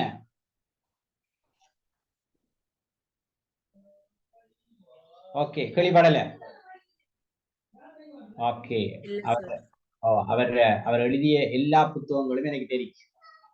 ஹாஃபிஸ் இசடின் என்று சொல்லி அவரை தந்தை அவர் ஒரு என்ன SLES ஆபீசர், கல்வி நிர்வாக சேவையை சேர்ந்தவர். அவர் அதிபராக இருந்திருக்கிறார். தர்கா டவுன் ட்ரைனிங் காலேஜில் லெக்சரா இருந்திருக்கிறார். அவர் அடிப்படையில் ஒரு சயின்ஸ் டீச்சர். இந்த நோய் தொடர்பாக டாக்டர்ஸை விட மிக ஆழ்ந்த அறிவிருக்கின்ற ஒருவராக அவர் இருக்கிறார். ஏன்னா பிள்ளைய வீட்டை வச்சு அவ்வளவு இந்த அதுக்குரிய ட்ரீட்மெண்ட் அந்த விஷயங்கள் எல்லாம் இப்ப டாக்டர்ஸை கொண்டு போய் வந்துட்டு அவர் தான் எல்லா விஷயங்களையும் வெண்டிலேட்டர் பொறுத்தா அப்படி நிறைய விஷயங்களை அவர் செய்திருக்கிறார். அவரை பிள்ளைக்காகவே கொஞ்சம் ஏர்லியா ரிட்டையர்மென்ட் ஆன ஒருவர். இந்த நோய் இருக்கின்ற பிள்ளைகளுடைய பெற்றோருக்கான ஒரு உலகளாவிய சங்கம் ஒன்று இருக்கு. அதுல இலங்கைக்கான ஒரு பிரதிநிதியாக அல்லது இலங்கையில அந்த சங்கத்தினுடைய தலைவராக இருந்த அந்த வேர்ல்ட் வைட் இருக்கிற ஃபெடரேஷன்ல அங்கம் வகிக்கின்ற ஒருவர். இப்ப டாக்டர்ஸ் இந்த ப்ராப்ளம் இருக்கிற பிள்ளைகள பேரண்ட்ஸ் எல்லாம் இருந்து வருடம் உலகளாவிய ரீதியில சில நாடுகள கான்ஃபரன்ஸ் நடக்கும். அதுல பல கான்ஃபரன்ஸ்களை கலந்து கொண்டு வருவார். அப்ப நான் என்ன சொல்ல வார்னால், வெறுமனே ஒரு மனிதன் வளர்ந்திருக்கிறான் என்பதற்காக அவர்ல விருத்தியும் ஏற்பட்டிருக்கிறதுங்கிற முடிவுக்கு நாங்க வரையலாம். சரிதானே? ஆனால் வளர்ச்சி விருத்திக்கு அடிப்படையாக அமைகின்ற ஒரு உட்கூறாக இருக்கிறத நாங்க பார்க்கலாம். ஓகே, இப்ப நீங்க சொல்லுங்க. இப்ப நாங்க முதிர்ச்சிண்டா என்ன தெரியும், வளர்ச்சிண்டா என்னன்னு எங்களுக்கு தெரியும், விருத்திண்டா எங்களுக்கு என்னன்னு தெரியும். இப்ப இந்த பிள்ளையில விருத்தியில செல்வாக்கு செலுத்துகின்ற காரணிகள் என்று சில விஷயங்கள் இருக்கு. அப்படி இந்த பிள்ளை விருத்தியில செல்வாக்கு செலுத்துகின்ற காரணிகளாக நாங்க என்னென்ன விஷயங்களை அடையாளப்படுத்தலாம், என்ன சொல்லலாம்? விருத்தியில செல்வாக்கு செலுத்துகின்ற காரணிகள்.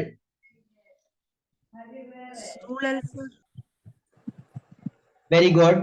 ஒரு விஷயம் சூழல். அடுத்தது குடும்பம். அதான் அந்த சூழலுங்கிறதுக்குள்ள நாங்க குடும்பத்தையும் சேர்க்கலாமே. அந்த குடும்ப சூழல், சமூக சூழல், எங்களை சுற்றி இருக்கின்ற பௌதிக சூழல், அது எல்லாத்தையும் நாங்க சேர்த்து சூழலுக்குள்ளே நாங்க என்ன செய்யலாம் கொண்டு வரலாம்னு நான் நினைக்கிறேன். வேற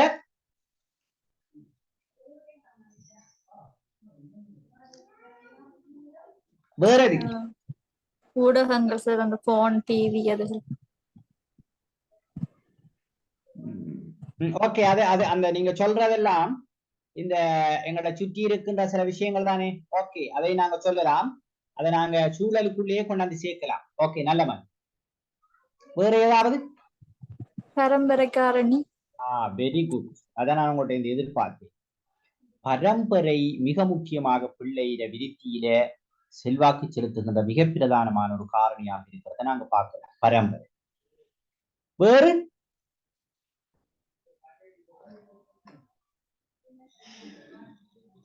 பாருங்க, பாப்போம். இங்க பாருங்க, பரம்பரை ஒரு பிள்ளையில செல்வாக்கு செலுத்துகின்ற காரணியில மிக முக்கியமான ஒரு காரணி பரம்பரை. நாங்க ஏற்கனவே பார்த்திருக்கிறோம், 23 கோடி நிறமூத்தங்களின் ஊடாக தாய்க்கிட்டையும் தந்தைக்கிட்டையும் இருந்து ஒரு பிள்ளைக்கு பரம்பரை அளவுகள் கடத்தப்படுகிறது. ஒரு பிள்ளையில முடிகிற நிறத்தை தீர்மானிக்கிறதுல இந்த பரம்பரை அழகு தாக்கம் செலுத்தும். ஓமா இல்லையா? முடிகிற ஸ்டைல தீர்மானிக்கிறதுல கூட என்ன செய்யணும் சொன்னா தாக்கம் செலுத்தும். இப்ப சில பிள்ளைகளுக்கு, இந்த பெண்களுக்கு தான் நீளமான முடி இருக்கும், ஆனால் சிலருக்கு முடி வந்து நீளமாக இருக்காது. அந்த அதனுடைய என்ன, அதுல செல்வாக்கு செலுத்துகின்ற ஒரு மிக முக்கியமான ஒரு விஷயமாக இந்த பரம்பரை இருக்கும். இப்ப ஒரு சுருண்ட முடி இருக்கும் சிலருக்கு. நீங்க இதுல பாக்குற படத்திலே கூட இதுல ஒரு உங்களுக்கு தெரியுமாக்குமா, ஒரு சிவப்பு சட்டை போட்டி இருக்கிற புள்ள முடிக்கும், அதுக்கு ஒப்போசிட்டா நேரா இருக்கிற புள்ளோட முடிக்கும் இடையில இருக்கிற வித்தியாசத்தை பாருங்க. எந்த அளவுக்கு அமைந்தால் இந்த பரம்பரை ஒரு பிள்ளையினுடைய நுண்ணறிவு வீதம், அப்ப நுண்ணறிவு வளர்ச்சி என்கின்ற விஷயத்துல பரம்பரை பாரிய அளவு செல்வாக்கு செலுத்துகிறது என்று சொல்றாங்க. இப்ப உதாரணத்துக்கு, இப்ப நல்ல என்ன அந்த நுண்ணறிவு படைத்தவர்களுக்கு பிறக்கின்ற பிள்ளைகள் நுண்ணறிவுல மேலோங்கி இருக்கும். எனவே கணித செய்கைகள், ஏனைய மொழி மற்றும் ஏனைய சில விடயங்களை அவர்கள் இலகுவாக அதுல விருத்தி அடைந்து செல்வார்கள் என்று சில ஆய்வுகள் சொல்லுது. அதை நாங்க எப்படி சொல்லுவோமே, நடனமாக இருக்கலாம், அல்லது பாடலாக இருக்கலாம், அல்லது விளையாட்டாக இருக்கலாம், பல விஷயங்களை சொல்லுது. இந்த விடயங்கள் எல்லாம் என்ன செய்யுமாம் சொன்னால் பரம்பரை உண்டாக. அப்ப ஒரு பிள்ளை நல்லா பாடுறதுல விருத்தி அடைந்திருக்காம் சொன்னால் சில பேர் அந்த ஃபெமிலி பேக்ரவுண்ட்ல பரம்பரை ரீதியாக சில விடயங்கள் அந்த பிள்ளைக்கு வந்திருப்பதற்கான வாய்ப்பு இருக்கு.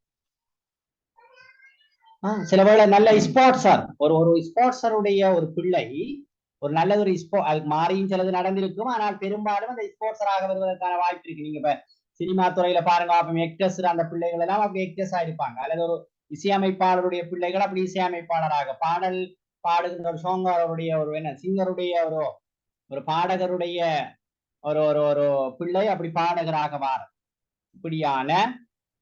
அப்ப பரம்பரை ரீதியாக இப்படி ஒரு பிள்ளை விருத்தி அடைகிறதுல பல காரணிகள் செல்வாக்கு செலுத்தும் சொல்லப்படும். அதே போல பல நோய்கள் இந்த பரம்பரை ரீதியாக பிள்ளைக்கு கடத்தப்படும். அப்படி கடத்தப்படுதா? என்ன நோய்கள் கடத்தப்படும்? உதாரணத்துக்கு சொல்லுங்க.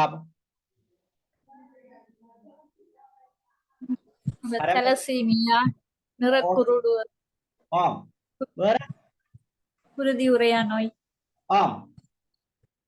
இப்ப ஆஸ்துமா, அதே போல நீரிழிவு நோய், சரிதானே? இப்படி பல நோய்கள் பரம்பரை ரீதியாக கடத்தப்படுவதற்கு வாய்ப்பு. இதே நோய்கள் கூட சில நேரம் கடத்தப்படலாம் அப்படின்னு சொல்றாங்க. ஆகவே இப்ப பாருங்க, இப்ப ஒரு ஆஸ்துமா நோய் பரம்பரை ரீதியாக ஒரு பிள்ளைக்கு கடத்தப்பட்டு வச்சுக்கோங்க. அந்த பிள்ளை கற்றல் எப்பயும் என்ன செய்யுமாச்சுனால் ஒரு பின்னிலையில் இருக்கிற பிள்ளையா இருக்கிறதுக்கான வாய்ப்பு இருக்கு. ஏனென்றால் அது அந்த ஆஸ்துமா ஒரு டயர்டை ஏற்படுத்தும், அந்த பிள்ளை பாடசாலைக்கு போற வீதம் குறையும், அல்லது போனாலும் கற்றல்ல ஆர்வமாக ஈடுபடுவதற்குரிய இயலுமை இருக்காது, டயர்டா இருக்கும். எனவே அந்த பிள்ளையினுடைய பேச்சு விருத்தியாக இருக்கலாம், எழுதுறத்தில விருத்தியாக இருக்கலாம், எந்த விஷயத்திலையும் அந்த பிள்ளை என்ன செய்யுமான்னு சொன்னால் பின்னடைவுக்குட்படும். இது பரம்பரை. அடுத்தது பாருங்க, நீங்க சொன்ன மாதிரி சூழல் இது ஒரு பிள்ளையினுடைய விருத்தியில மிக அதிக அளவு செல்வாக்கு செலுத்துகின்ற இன்னொரு காரணம். கிட்டத்தட்ட 50-50 என்று சொல்லலாம் என்று சொல்லி ஆட்கள் சொல்றாங்க. இந்த பரம்பரையும் சூழலையும் பொறுத்தவரை ஒரு பிள்ளையினுடைய விருத்தியில தாக்கம் செலுத்துகின்ற மிக முக்கியமான அம்சங்கள்ல இந்த பரம்பரையும் சூழலையும் நாங்க அரைக்கரவாசி தாக்கம் செலுத்துகிறது என்று சொல்லலாம் என்கின்ற அளவுக்கு இதனுடைய தாக்கம் இருக்கிறத பார்க்க என்னன்னா இப்படி சில ஆய்வுகளும் இடம்பெற்றிருக்கு. இப்ப ஒரே இரட்டை சகோதரர்கள் ஒரு சூழல பிறந்த இரட்டை பிள்ளைகளை என்ன செய்திருக்காங்களாம் சொன்னால் வெவ்வேறு 2 இடங்களை வளர்த்து பார்த்துருக்காங்க. வளர்த்து போட்டு அவர்களுடைய செயற்பாடுகளை பிறகு அவதானிச்சிருக்கிறாங்க. இப்ப பாத்ரூம்ல தனித்தனியாக அவர்களை அந்த குளிக்க விட்டுட்டு அவர்களுடைய செயற்பாடுகள் ஒரே மாதிரியான செயற்பாடுகள் இருந்த நிறைய விடயங்களை அவதானிச்சிருக்காங்க. எனவே பரம்பரை ரீதியாக சில விஷயங்கள் வரும்.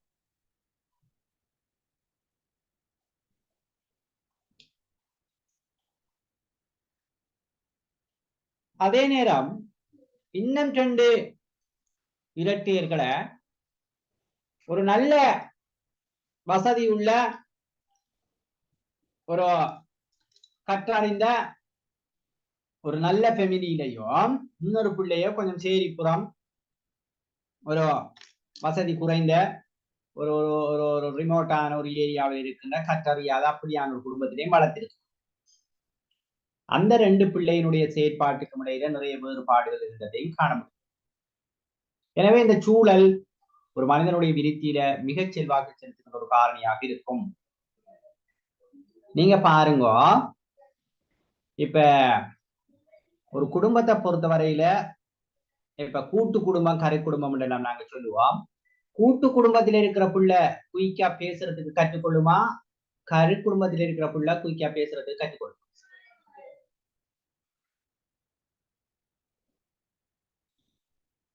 எது எங்களுக்கு தெரியும் தானே, கூட்டு குடும்பம்டா என்ன கரை குடும்பம்டா என்ன தெரியும் தானே. கூட்டு குடும்பத்துல இருக்கிற ஏன் அது அப்படி செய்யுது? இப்ப விரைவாக பேசுறதுக்கு அந்த பிள்ளை அது பேச்சில விருத்தி அடைந்திருக்கிறது, நிறைய மொழி என்ன ஆற்றல் இருக்கிறது, அல்லது பதப்பிரியோகங்கள் நிறைய அந்த பிள்ளைகிட்ட வொக்கபுலரி பவர் சொற்பவர் எல்லாம் அந்த பிள்ளைகிட்ட இருக்காமட்டால் என்ன அதுக்குரிய ரீசன்? அங்க அதிக அளவானவர்கள் தொடர்ந்து பேசுறாங்க, கதைக்கிறாங்க, நிறைய பேர் இருக்கிறாங்க. அது அந்த பிள்ளையினுடைய காதில தொடர்ந்து ஒலிக்கிறது. எனவே அந்த சொற்களை எல்லாம் அந்த பிள்ளை உள்வாங்கி கொள்கிறது. அது விரைவாக பேசுறதுக்கு கற்றுக்கொள்ளும். இப்ப கரு குடும்பத்தை பொறுத்தவரையில அங்க மெம்பர்ஸ் மிக குறைய. அப்ப அங்க அந்த பிள்ளை சில வேளை பேச்சு டிலே ஆகிறதுக்குரிய வாய்ப்பு இருக்கு. பேச்சு விருத்தியில அந்த பிள்ளை பின்னடைவுக்கு உட்படுவதற்கான வாய்ப்பு இருக்கு. அப்ப அப்படி சூழல் மிக முக்கியமாக பல தாக்கங்களை என்ன செய்யுமாம் சொன்னால் ஒரு பிள்ளையிலே ஏற்படும். சரிதானே?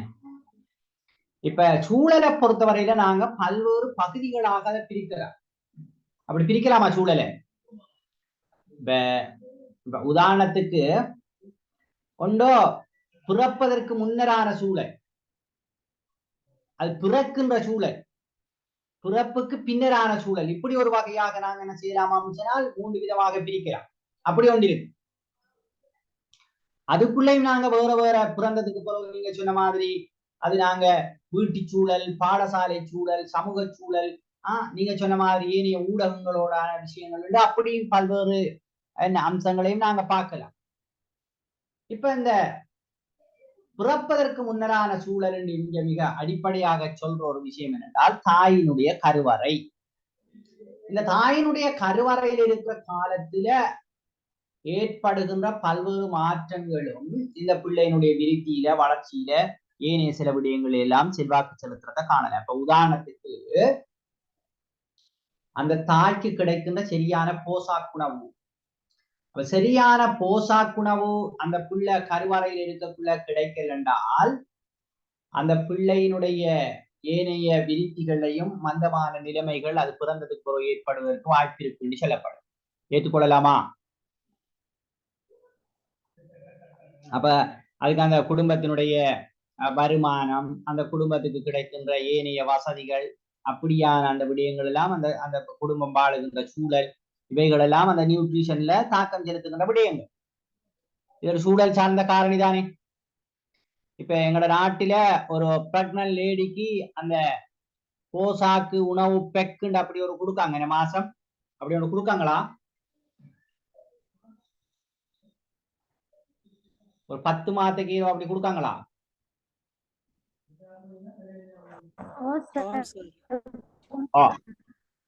ஏன் அப்படி கொடுக்காங்கண்டா, ஒரு நாட்டில் இருக்கின்ற வளங்கள்ல மிக சிறப்பான ஒரு வளம் எதுண்டா மனித. அப்ப அந்த மனித வளம் சிறப்பானதாக அமையணுங்கிறதுக்காக வேண்டி இந்த இப்படியான இந்த என்ன நியூட்ரிஷன் எல்லாம் கொடுப்படுது. இப்ப நாங்க பார்க்கோம், இப்ப ஒரு பிரெக்னன்ட் லேடிக்கு அயன், போலிக் ஆசிட் அப்படி நிறைய என்ன டெப்லெட் எல்லாம், விட்டமின்ஸ் டெப்லெட் எல்லாம் கொடுப்பாங்க. அப்ப அதை பாவிக்காம விட்டால் அந்த பிறக்கிற குழந்தையில பல பாதிப்புகள் ஏற்படுவதற்கு வாய்ப்பு இருக்கு. அல்லது இயற்கையின் ஊடாக அப்படியான சில விஷயங்களை நாங்க பெறணும் எங்களோட சாப்பாடு. ஆனால் பண்டைய காலங்கள்ல அப்படியான சில விஷயங்கள் நிறைய இருந்தது. இப்போது இந்த காலத்துல நிறைய ஆர்டிபிஷியலான சில விஷயங்கள் இருக்கிறதால இதுகளை நாங்க எடுத்துத்தான் ஆகணும்ன்ற தேவை இருக்கு. எனவே அந்த தாய் கொஞ்சம் ஹெப்பியா இருத்தல் என்பது மிக முக்கியம். சில சேட் மூடோட நிறைய என்ன உளத்தாக்கங்கள் அப்படியான விஷயங்கள் இருந்தால் அந்த பிறக்கிற பிள்ளையிட உளவிருத்தியில கூட பல விடயங்கள் செல்வாக்கு செலுத்தும் சொல்லப்படும்.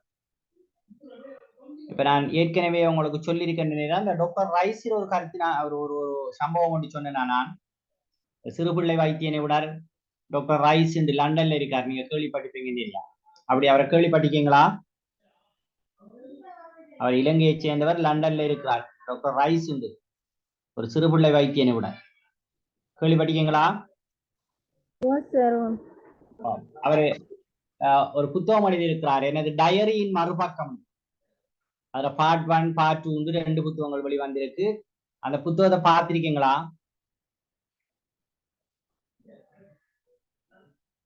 என்ன எங்கேயாலும்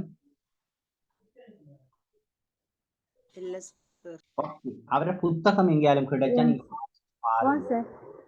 பார்த்திருக்கீங்க. அப்ப அதுல கருவறையை தட்டும் ஜாகிலியத், இது நான் ஏற்கனவே கதைச்சிருக்கேன். அதை பத்தி உங்கள்கிட்ட சொல்லிக்கேன் ஏதாவது இல்லையே? முன்னே கிளாஸ்ல நம்ம கதைக்கலையே இந்த சம்பவத்தை சொல்லியிருக்கேனா? என்ன முன்னைய கிளாஸ்ல அவர்கள் அந்த புத்தகத்துல ஒரு தலைப்பு இருக்கு, என்னென்றால் கருவறையை தட்டும் ஜாகிலியத் என்ற ஒரு தலைப்பு இருக்கு. அதாவது இந்த ஜாகிலியத்துங்கிற சொல் ஒரு அரபு சொல்.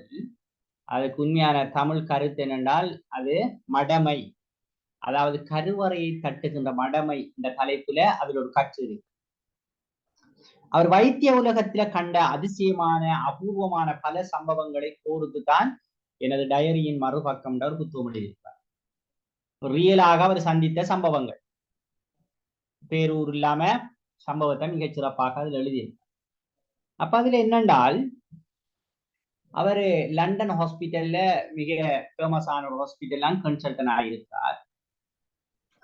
அங்க இந்த இன்டென்சிவ் கேர் யூனிட்டுக்கு அவர் அந்த சின்ன பிள்ளைகளுக்கு அவர் போறப்போ, அப்ப திடீரென்று ஒரு கோல் வந்துக்கு என்னென்றால், அப்படி ஒரு பிறந்து ஒரு 6 hours ஆகிறதுக்கு இடையில ஒரு பிள்ளைக்கு வலிப்பு நோய் வந்திருக்கிறது, டாக்டர்ஸ் அவசரமா வாங்க சொன்ன இவர் போய் பார்த்து அப்ப அந்த பிள்ளைக்கு சில ட்ரீட்மெண்ட் அதெல்லாம் செஞ்சிட்டு, இப்ப இவருக்கு ஒரு அபூர்வமாம் என்னென்றால், ஒரு பிள்ளை பிறந்து சரியா 6 hours அந்த பிள்ளைக்கு வலிப்பு வாரத்துக்குரிய வாய்ப்பு வைத்திய உலகத்துல மிக குறையும். அப்படி வருவதற்கான சான்ஸ் இல்லை.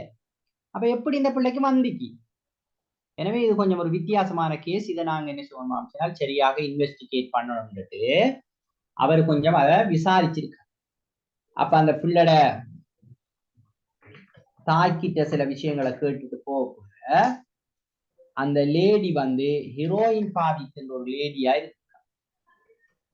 அப்ப அந்த ஹீரோயின் பாவிக்கிற லேடி இப்ப ஒரு பிரெக்னன்ட் மதர் எதை பாவிச்சாலும் அந்த தொப்புள் கொடி ஊடாக அந்த பிள்ளைக்கும் அது போய் சேரும்.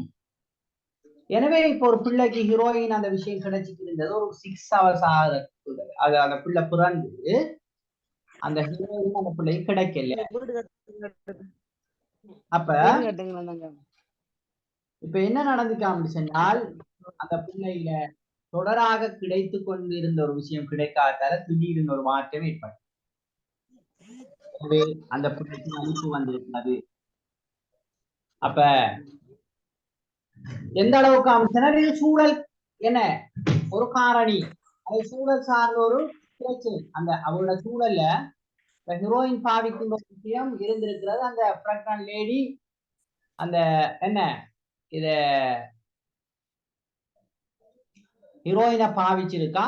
ஆனா அது இப்ப அந்த பிள்ளைக்கு வலிப்பு வார அளவுக்கான ஒரு தாக்கத்தை, இப்ப வலிப்பு வார நோய் அது கண்டிப்பாக இருக்குமா என்றால் அந்த பிள்ளையில எல்லா விருத்தியிலையும் என்ன இருக்குமா அப்படின்னு சொன்னால் அது பாதகமான சில தன்மைகளை ஏற்படுத்தும்.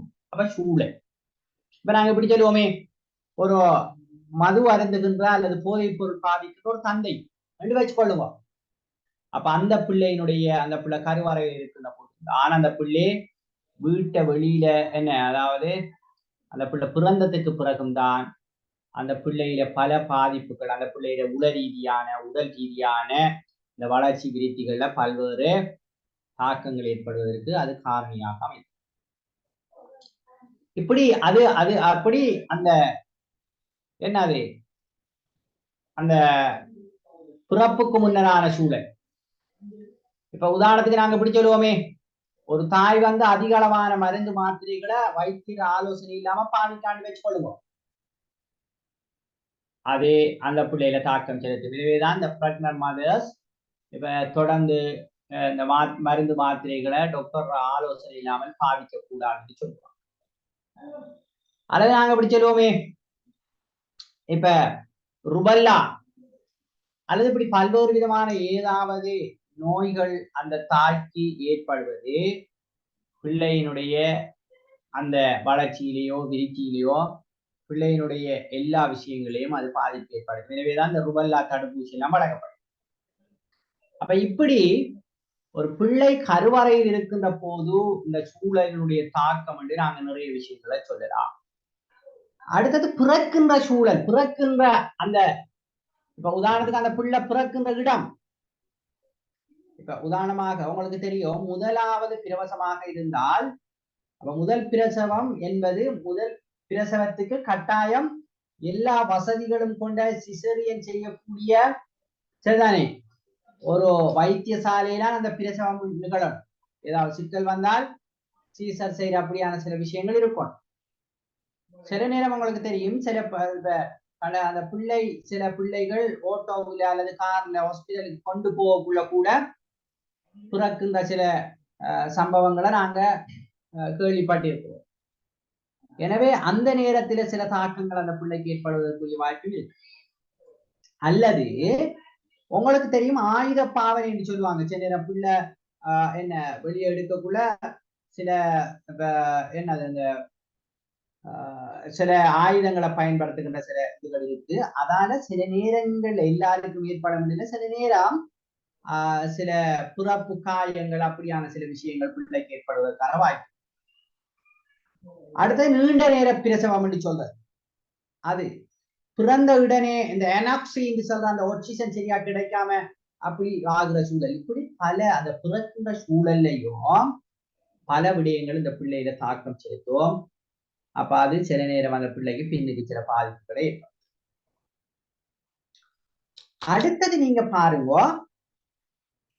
இந்த பிறந்ததுக்கு பின்னரான சூழல், அங்கேயும் அந்த பிள்ளைக்கு கிடைக்கின்ற நியூட்ரிஷன், உணவு, ஏனைய நாங்க சொன்ன என்ன இந்த சூழல்ல இருக்கின்ற அந்த பிள்ளையினுடைய குடும்ப அமைப்பு அல்லது அந்த பிள்ளைக்கு படிக்கிறது கிடைக்கிற வாய்ப்பு, பாடசாலை சூழல், சமூக சூழல், இப்படி எல்லா விடயங்களும் அந்த பிள்ளையினுடைய வளர்ச்சியில விருத்தியில செல்வாக்கு செலுத்துகின்ற காரணிகளாக இருக்கிறத பார்க்கலாம்.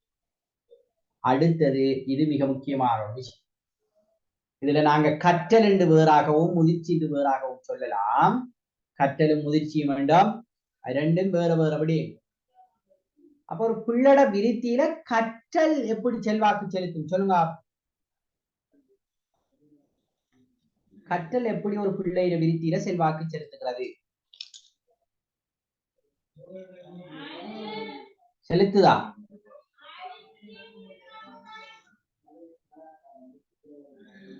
என்ன கற்றல் எப்படி செல்வாக்கு செலுத்தும்?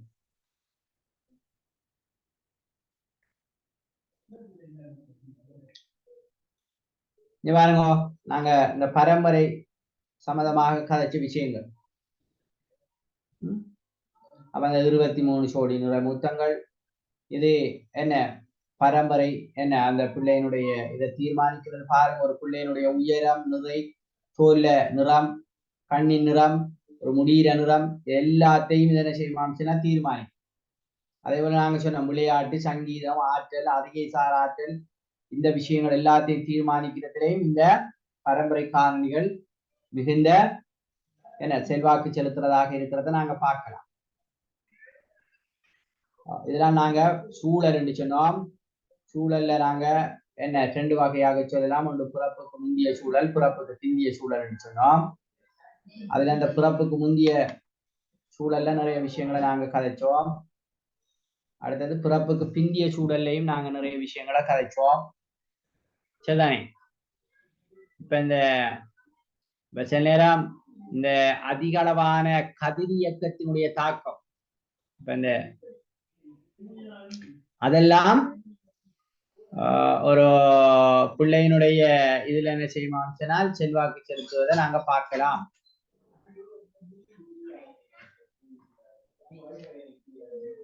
செல்வாக்கு செலுத்துறத பார்க்கலாம்.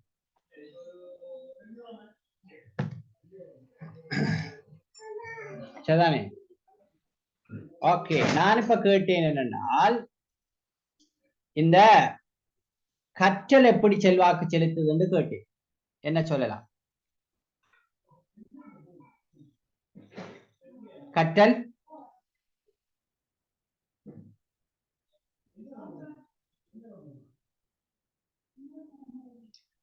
எப்படி செல்வாக்கு செலுத்துது?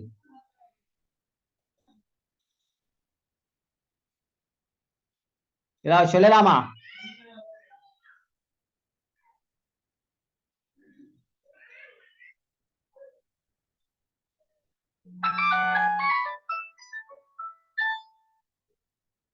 ஒரு பிள்ளையினுடைய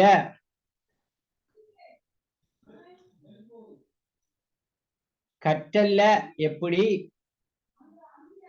அதாவது ஒரு பிள்ளையினுடைய விருத்தியில கற்றல் எப்படி செல்வாக்கு செலுத்துகிறது? ஒரு உதாரணம் ஏதாவது சொல்லலாமா? என்ன சத்தம் இல்லாம இருக்கு? ஓம் சார், இந்த கதைக்க பழகிற பிள்ளை சின்னல இருந்து பிறகு அந்த பிரைமரி ஸ்கூல்ல வாசிக்க பழகி அதுக்கு பிறகுதான் இந்த பெரிய மற்ற செகண்டரி இந்த அதுக்கு அந்த கிரேடு போய் கவிதை, பேச்சு அதுகளுக்கு பங்கு பெற்றது.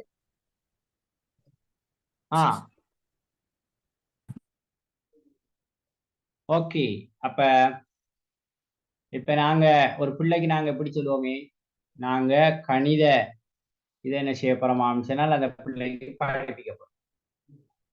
அப்ப கணிதத்தை நாங்க அந்த பிள்ளைக்கு படிப்பிக்க முடிச்சினால் அங்க அந்த பிள்ளை கணிதத்தில சரியான அடைவை பெற்றுக்கொள்றதுக்கு அந்த கற்றல் அந்த பிள்ளைக்கு என்ன செய்தாமிச்சினால் தாக்கம் செலுத்துது. நீங்க சொன்ன மாதிரி அல்லது பேச்சுக்கு அதை என்ன செய்தாமிச்சினால் தாக்கம் செலுத்து.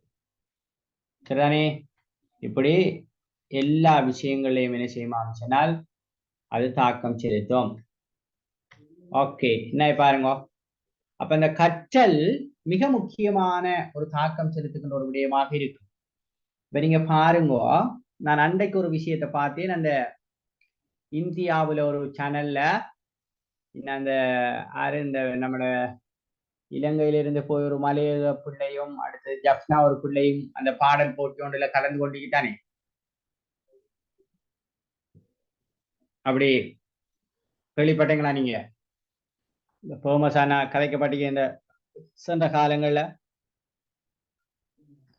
கேள்விப்படலையா? அந்த சேனல்ல அண்மையில நான் ஒன்றை பார்த்தேன் என்னென்றால் ஒரு நல்ல வயசு போன ஒரு 50 வயசை தாண்டி இருப்பார் அல்லது கிட்டத்தட்ட 60 வயசு தாண்டி இருக்கலாம் நினைக்கிறேன். அவரு கண் பார்வை கொஞ்சம் குறைய, ஆனால் எஸ்பி பாலசுப்ரமணியன் சில பாடல்களை மிக அபாரமாக அவர் பாடுறார். அவரை பார்த்தாலே அதாவது படிக்காத ஒருவர் அவர். ஆனால் இந்த சங்கீதத்தை கூட முறையாக கற்றுக்கொள்ளாத ஒருவர். அவர் அம்மாவோட அந்த ஃபெமிலி செட்டாப்பை பார்த்தா மிக பின்தங்கி ஒரு நிலையில் இருக்கிற ஆட்கள். ஆனால் மிகச் சிறப்பாக பாடுறார். அவருக்கு பேசக்குள்ள கூட அவருக்கு சரியா பேசலாத அந்த பாடக்குள்ள அவரை பேச்சுக்கும் அவரை பாடலுக்கும் இடையில இருக்கிற தொடர்பு பார்த்தீங்களா சொன்னால் அதிசயிப்பீங்க நீங்க. இந்த ஆள் இப்படி இந்த பேசுறதுலேயே சிக்கலா இருக்கிறால் எப்படி பாடுறாரு. அப்ப எப்படி அவர் அந்த பாடல்களை பாடுறதுக்கு தனக்கு இயலுமையை வளர்த்து கொண்டிருக்கிறாராம் சொன்னால், அவர் சின்னத்திலே இருந்து ரேடியோண்ட வச்சுட்டு எல்லா பாடல்களையும் கேட்டு கேட்டு அதே போல பாடுகின்ற அந்த ட்ரைனிங் அவர் எடுத்திருக்கிறார். பாருங்க, அவர் அந்த பாடல் என்கின்ற விஷயத்தில் அவர் விருத்தி அடைகிறதுக்கு அவர் அந்த பாடல்களை தொடராக கேட்டு கேட்டு கற்றுக்கொண்டதை அவருக்கு என்ன செய்திருக்கிறார் சொன்னால், அவருக்கு அது அந்த இயலுமையை கொடுத்திருக்கிறது. ஆகவே இந்த கற்றல் என்பது அது பேச்சு அல்லது எழுத்து அல்லது எந்த விஷயமாக இருக்கிறாங்க. சில பிள்ளைகளுக்கு நடக்க இயலாம இருக்கிற சில பிள்ளைகள் அல்லது நடக்கிறதுல பின்தங்குற பிள்ளைகளுக்கு எங்களை ஆட்கள் வாக்கரை வாங்கி கொடுப்பாங்க. ஏன்னா அப்ப அங்க அந்த நடக்கிறதுக்கு கற்றுக்கொள்வதற்கான ஒரு ஏற்பாடு செய்யப்படுது. ஒரு பழைய காலங்கள்ல இந்த வாக்கர் சொல்லாம நடகரத்தேன்னு என்ற ஒரு சொல்ல பாய்ப்பாங்க. அந்த இது இருக்குத்தானே என்னது பலகையால அப்படி அந்த என்ன சின்ன என்ன அந்த சில்லெல்லாம் வெட்டி அதை அப்படி பொருத்தி அப்படி நீங்க சில தெரிஞ்சிருக்குமே நிறைய உங்களுக்கு அப்படி எல்லாம் ஒரு காலத்துல பாவிப்பாங்க.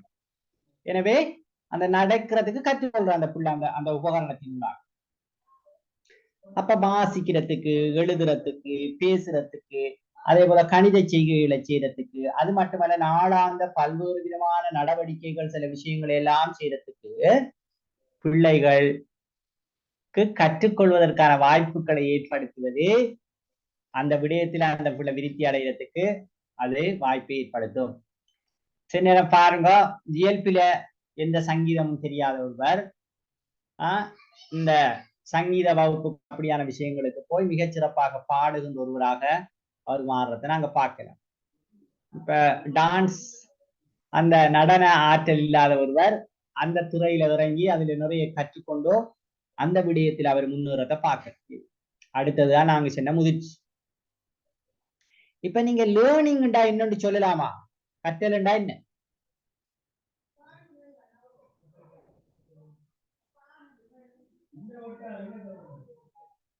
என்னது கற்றல்ண்டா?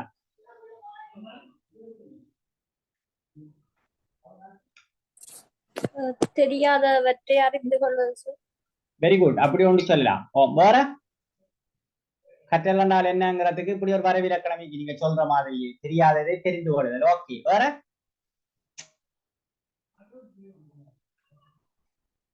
அதை விரிவாக நாங்க உண்மையா சொல்றோம்டால் இன்னொரு மிக சிறப்பானது ஒரு வரைவிலக்கணம் இருக்கு. ஒரு நீண்ட கால ப்ரோசஸ்ல ஒரு உயிரியில ஏற்படுகின்ற நிலையான மாற்றம் தான் நிலையான என்ன பிஹேவியரல் சேஞ்ச், நடத்தை மாற்றம். அதைத்தான் நாங்க கற்றல் சொல்லுவோம்.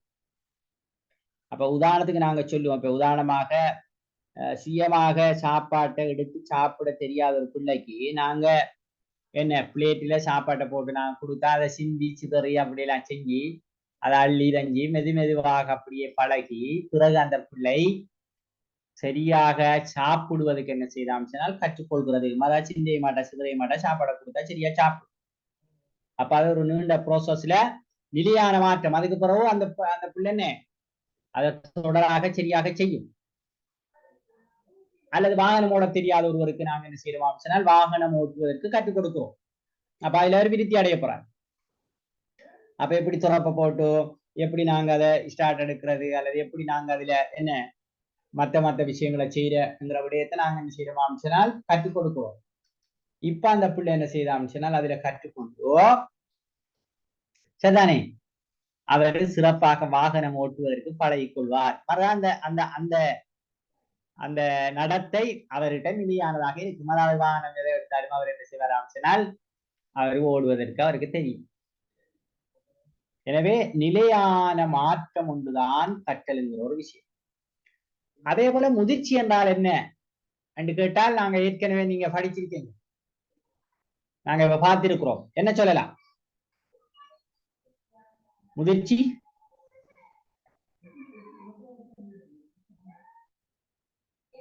என்ன?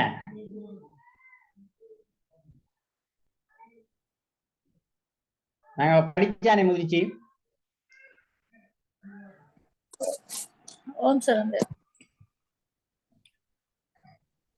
முதிர்ச்சின்னா என்ன கேட்டா, நாங்க சும்மா பரிமாட்டாக எங்கட இந்த எழுத்து மொழி இல்லாட்டியும் பேச்சு மொழியில நம்மட வசன நடையில என்ன சொல்லலாம்?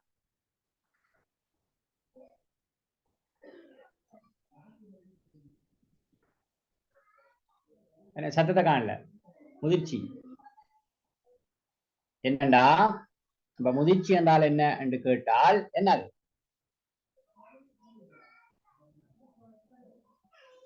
ஒரு பிள்ளையில விருத்திய அடைவதற்கு உடல் உறுப்புகள்ல ஏற்பட்டிருக்கின்ற பரம்பரை ரீதியான அந்த அலகுகளின் ஊடாக ஏற்பட்டிருக்கின்ற என்ன முக்கியமான மாற்றத்தை தான் நாங்க முதிர்ச்சி என்று சொல்லுவோம். அப்படித்தானே?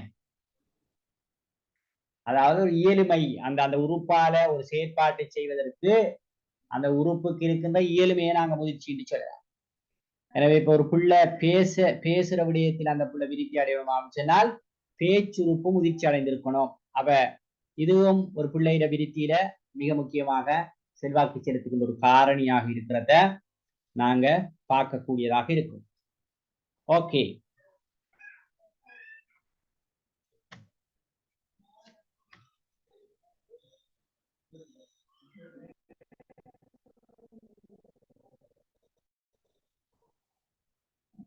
இப்ப பாருங்க பாப்போம். இந்த வளர்ச்சி, இந்த விருத்தி, இதெல்லாம் அடிப்படை கோட்பாடுகள். இப்ப நாங்க வளர்ச்சி பார்த்திருக்கிறோம், முதிர்ச்சி பார்த்திருக்கிறோம், அடுத்தது விருத்தி பார்த்திருக்கிறோம். இது தொடர்பான அடிப்படையான எண்ணக்கருக்கள் என்னென்றால், வளர்ச்சி என்பது மரபு மற்றும் சுற்றுப்புற சூழ்நிலைகளால் என்ன அது தாக்கத்துக்குள்ளாகும். அது அந்த சூழ்நிலைகள் இதர விளைவை ஏற்படுத்தும்.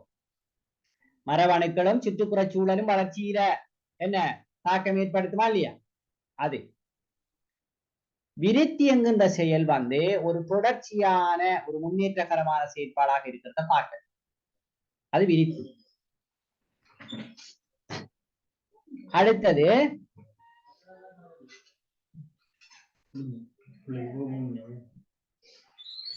அப்ப அந்த விருத்தி என்பது பொதுவானவற்றிலிருந்து குறிப்பிட்டவற்றுக்கு செல்லுதல் என்ற இன்னொரு விஷயமும் இருக்கு.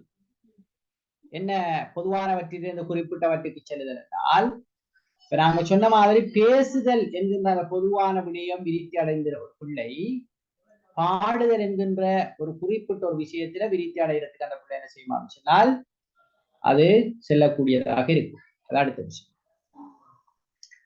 அப்ப இந்த விருத்தி, இந்த முன்னேற்றம், விருத்தின்றதெல்லாம் ஒரே விஷயம் என்பது ஒரு ஒருங்கிணைந்த செயல். அங்க என்ன செய்யணுமாம் சொன்னால், அந்த பிள்ளை வளர்ச்சி அடைந்திருக்க வேண்டும். அந்த பிள்ளையினுடைய குறித்த உறுப்பு அதற்கேற்ற வகையில விருத்தி அடைந்திருக்க வேண்டும். அந்த விருத்தியையும் வளர்ச்சியையும் அடிப்படையாக கொண்டு அந்த பிள்ளை முன்னேற்றம் அல்லது அந்த முதிர்ச்சியையும் வளர்ச்சியையும் அடிப்படையாக கொண்டு அந்த பிள்ளை முன்னேற்றம் அல்லது விருத்தி அடையும். எனவே அது ஒரு ஒருங்கிணைந்த ஒரு செயற்பாடாக இருக்கிறத நாங்க பார்க்கலாம். அப்ப உடல்ல பல்வேறு பகுதிகள் வெவ்வேறு விகிதங்களில் வளர்ச்சி அடைகிறதையும் நாங்க பார்க்கலாம். இப்ப மூளை வளர்ச்சி, அதே போல சரிதானே ஏனைய பல்வேறு விதமான அந்த பிள்ளையினுடைய ஆற்றல்கள் வளர்ச்சி அடைகிறது. அது ஒவ்வொரு நாங்க ஏற்கனவே சொன்ன மாதிரி சில பிள்ளை நடக்கிறதுல மிக வேகமாக என்ன நடக்கக்கூடியதாக இருக்கும். சில பிள்ளைகள் தாமதம் அடைக்கும். சில பிள்ளைகள் என்ன செய்யுமான்னு சொன்னால் பேசுறதுல அப்படி இருக்கும். இப்படி அப்ப இந்த வளர்ச்சி விருத்தி தொடர்பான இந்த அடிப்படையான அம்சங்களாக இந்த கருத்துக்களை நாங்க மிக முக்கியமாக முன்வைக்கக்கூடியதாக இருக்கிறத பார்க்கலாம். ஓகே, நாங்க இன்னைக்கு பார்த்த அந்த விஷயங்கள்ல நீங்க ஏதாவது உங்களுக்கு விளக்கம் இல்லை, அது பற்றி என்ன விரிவாக அல்லது அது பற்றி இன்னும் சில தகவல்கள் தேவைண்டா அல்லது விளங்காத சில விஷயங்கள் இருந்தால் நீங்க கேட்கலாம், அல்லது எங்களோட இந்த செஷன் தொடர்பான உங்களோட கருத்துக்களையும் சொல்லலாம். நான் என்றால் சில நேரம் உங்களுக்கு டைம் தந்து உங்களுக்கு சில விஷயங்களை நீங்க முன்வைத்து செய்யறதுக்கான சில ஏற்பாடுகளை எல்லாம் செய்வோம் பார்க்கேன். ஆனால் உங்களோட அந்த இதுல கிளாஸ்ல வரவு கொஞ்சம் குறைவாக இருக்கும் ஒரு நிலைமையை நான் பார்க்கேன். என்றால் அடுத்த விஷயத்துல ஏதாவது ஒரு தலைப்பை தந்து உங்களுக்கு ஒரு 5-10 நிமிஷத்தை அது ப்ரிப்பேர் ஆகிறதுக்கு தந்து நீங்களே அது தொடர்பான சில விஷயங்களை முன்வைக்கிறது ஒரு எஃபெக்டிவா இருக்கு. அது உங்களோட கற்றல்ல இன்னும் என்ன செய்யுமாம்னால் ஆர்வத்தை ஏற்படுத்தும். ஆனால் அதுக்கு ஏற்ற வகையில சிலவோட நேரத்தோட முறால் அந்த மழை என்னமோ இடி முழக்கம் அதால கொஞ்சம் கவரேஜ் சிக்கல் இருக்குன்ற ஒரு ஆள் போனார். மழை இன்னமும் அப்படி எல்லாம் சில மெசேஜ் இதுல வந்ததை பார்க்கக்கூடியதாக இருந்தது. எனவே உங்களோட அந்த இது என்னது வரவு கொஞ்சம் அதிகரிக்கின்ற போது நாங்க இன்னும் அதை இன்னும் சில சேஞ்சஸ் ஆன சில விஷயங்களையும் செய்ய வாய்ப்பாக இருக்கும் நினைக்கலாம். ஓகே, இதுல ஏதாவது உங்களுக்கு தெளிவுகள் கிடைக்கணுமா அப்படி இருந்தால் அதை நீங்க சொல்லுங்கம்மா, சொல்லுங்க ஷரீன், ஏதோ கேட்க வந்தீங்க? ஓம் சார், என்னன்னா சார் அந்த முதிர்ச்சின்றது வயது 70-60 வயதுன்னா அந்த முதிர்ச்சி இல்ல, அதுல தேர்ச்சி பெற்ற அது முதிர்ச்சி என்ன சார்? அப்படிங்க, அதாவது ஒரு உறுப்பால ஏதாவது ஒரு விஷயத்தை செய்யறதுக்கு நாங்க என்ன செய்யறதாம்னு சொன்னால் இந்த அந்த உறுப்பு முதிர்ச்சி அடைஞ்சிருந்தா தான் அந்த வேலையை செய்யக்கூடியதாக இருக்கு. இப்ப மனிதன் முதிர்வு அடைந்து போறங்கிற அது ஒரு விஷயம் இருக்கு. ஆனால் இங்க சொல்லப்படுறது சைக்காலஜில என்னென்றால் அந்த முதிர்ச்சி இல்லாமல் அந்த உறுப்பால் என்ன செய்யறாதாம் சொன்னால் ஒரு வேலையை செய்ய இயலாது என்கிற ஒரு நிலைமை. சரிதாங்க? ஓகே, வேற ஏதாவது?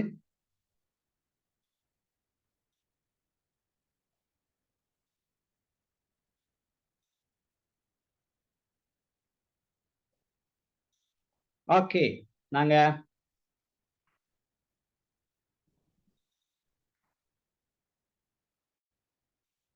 இன்றைய செஷன்ல நாங்க சில முக்கியமான சில விஷயங்களை நாங்க என்ன செஞ்சோம் சொன்னால் கலந்துரையாடினோம். ஒன்றோ இந்த மனித வளர்ச்சி விருத்தி என்கிற விஷயத்துல வளர்ச்சி என்றால் என்ன, அதே போல விருத்தி என்றால் என்ன, அதே போல முதிர்ச்சி என்றால் என்ன என்று மிக முக்கியமான எண்ணக்கருக்கள் அதனுடைய விளக்கங்களை நாங்கள் இன்றைய செஷன்ல பார்த்தோம். அதே போல இந்த வளர்ச்சிக்கும் விருத்திக்கும் இடையில இருக்கின்ற நிறைய வேறுபாடுகள், இப்ப வளர்ச்சிக்கும் விருத்திக்கும் இடையில என்ன வேறுபாடு காணப்படுகிறது என்று நாங்க கேட்டா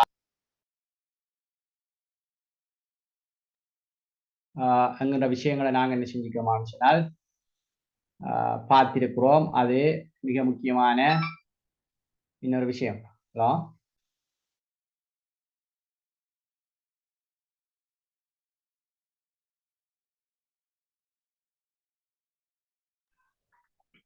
அப்ப நாங்க என்ன சொன்னா வளர்ச்சிக்கும் விருத்திக்கும் இடையிலான வேறுபாடுகள் அல்லது அந்த விஷயங்களை நான் என்ன செஞ்சேன் சொன்னால் இன்றைக்கு பார்த்திருக்கிறோம். அதே போல அந்த பிள்ளையினுடைய விருத்தியில செல்வாக்கு செலுத்துகின்ற பிரதானமான காரணிகள் பரம்பரை காரணி, சூழல் காரணி, கற்றலும் முதிர்ச்சியும் எப்படி அதுல செல்வாக்கு செலுத்துகிறதுக்கு நிறைய உதாரணங்களோட இதுல நிறைய விஷயங்களை நாங்க பார்க்கக்கூடியதாக இருந்தது. அது ஒரு விஷயம்.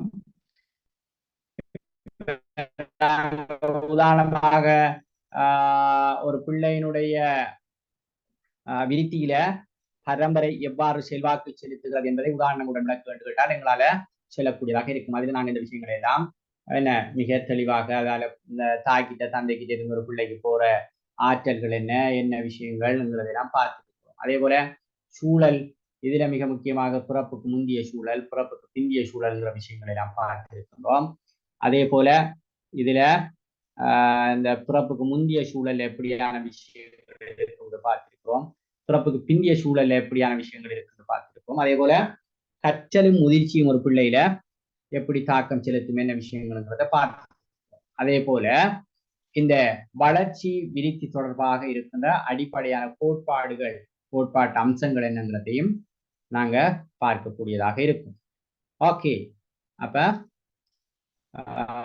இதோட நாங்க இந்த செஷனை நாங்க முடிவுக்கு கொண்டு வரலாம். இன்னொரு செஷன்ல நாங்க சந்திக்கலாம். நான் இந்த பிடிஎஃப்களை இந்த பவர் பாயிண்டோட உங்களுக்கு வேணுமென்றால் நான் உங்களுக்கு ஷேர் பண்ணிவிடல, நான் போட சொல்றேன். அடுத்த எங்களோட செஷன்களுக்கு உங்களோட குரூப்புகளில் இது பண்ணி எல்லாரையும் ஜாயின்ட் ஆச்சுன்னா இன்னும் நாங்கள் சில விஷயங்களை எல்லாருமாக சிறப்பாக செய்யக்கூடியதாக இருக்கும் என்று நான் கருதுகிறேன். அப்ப நாங்க இதோட முடிப்போம்.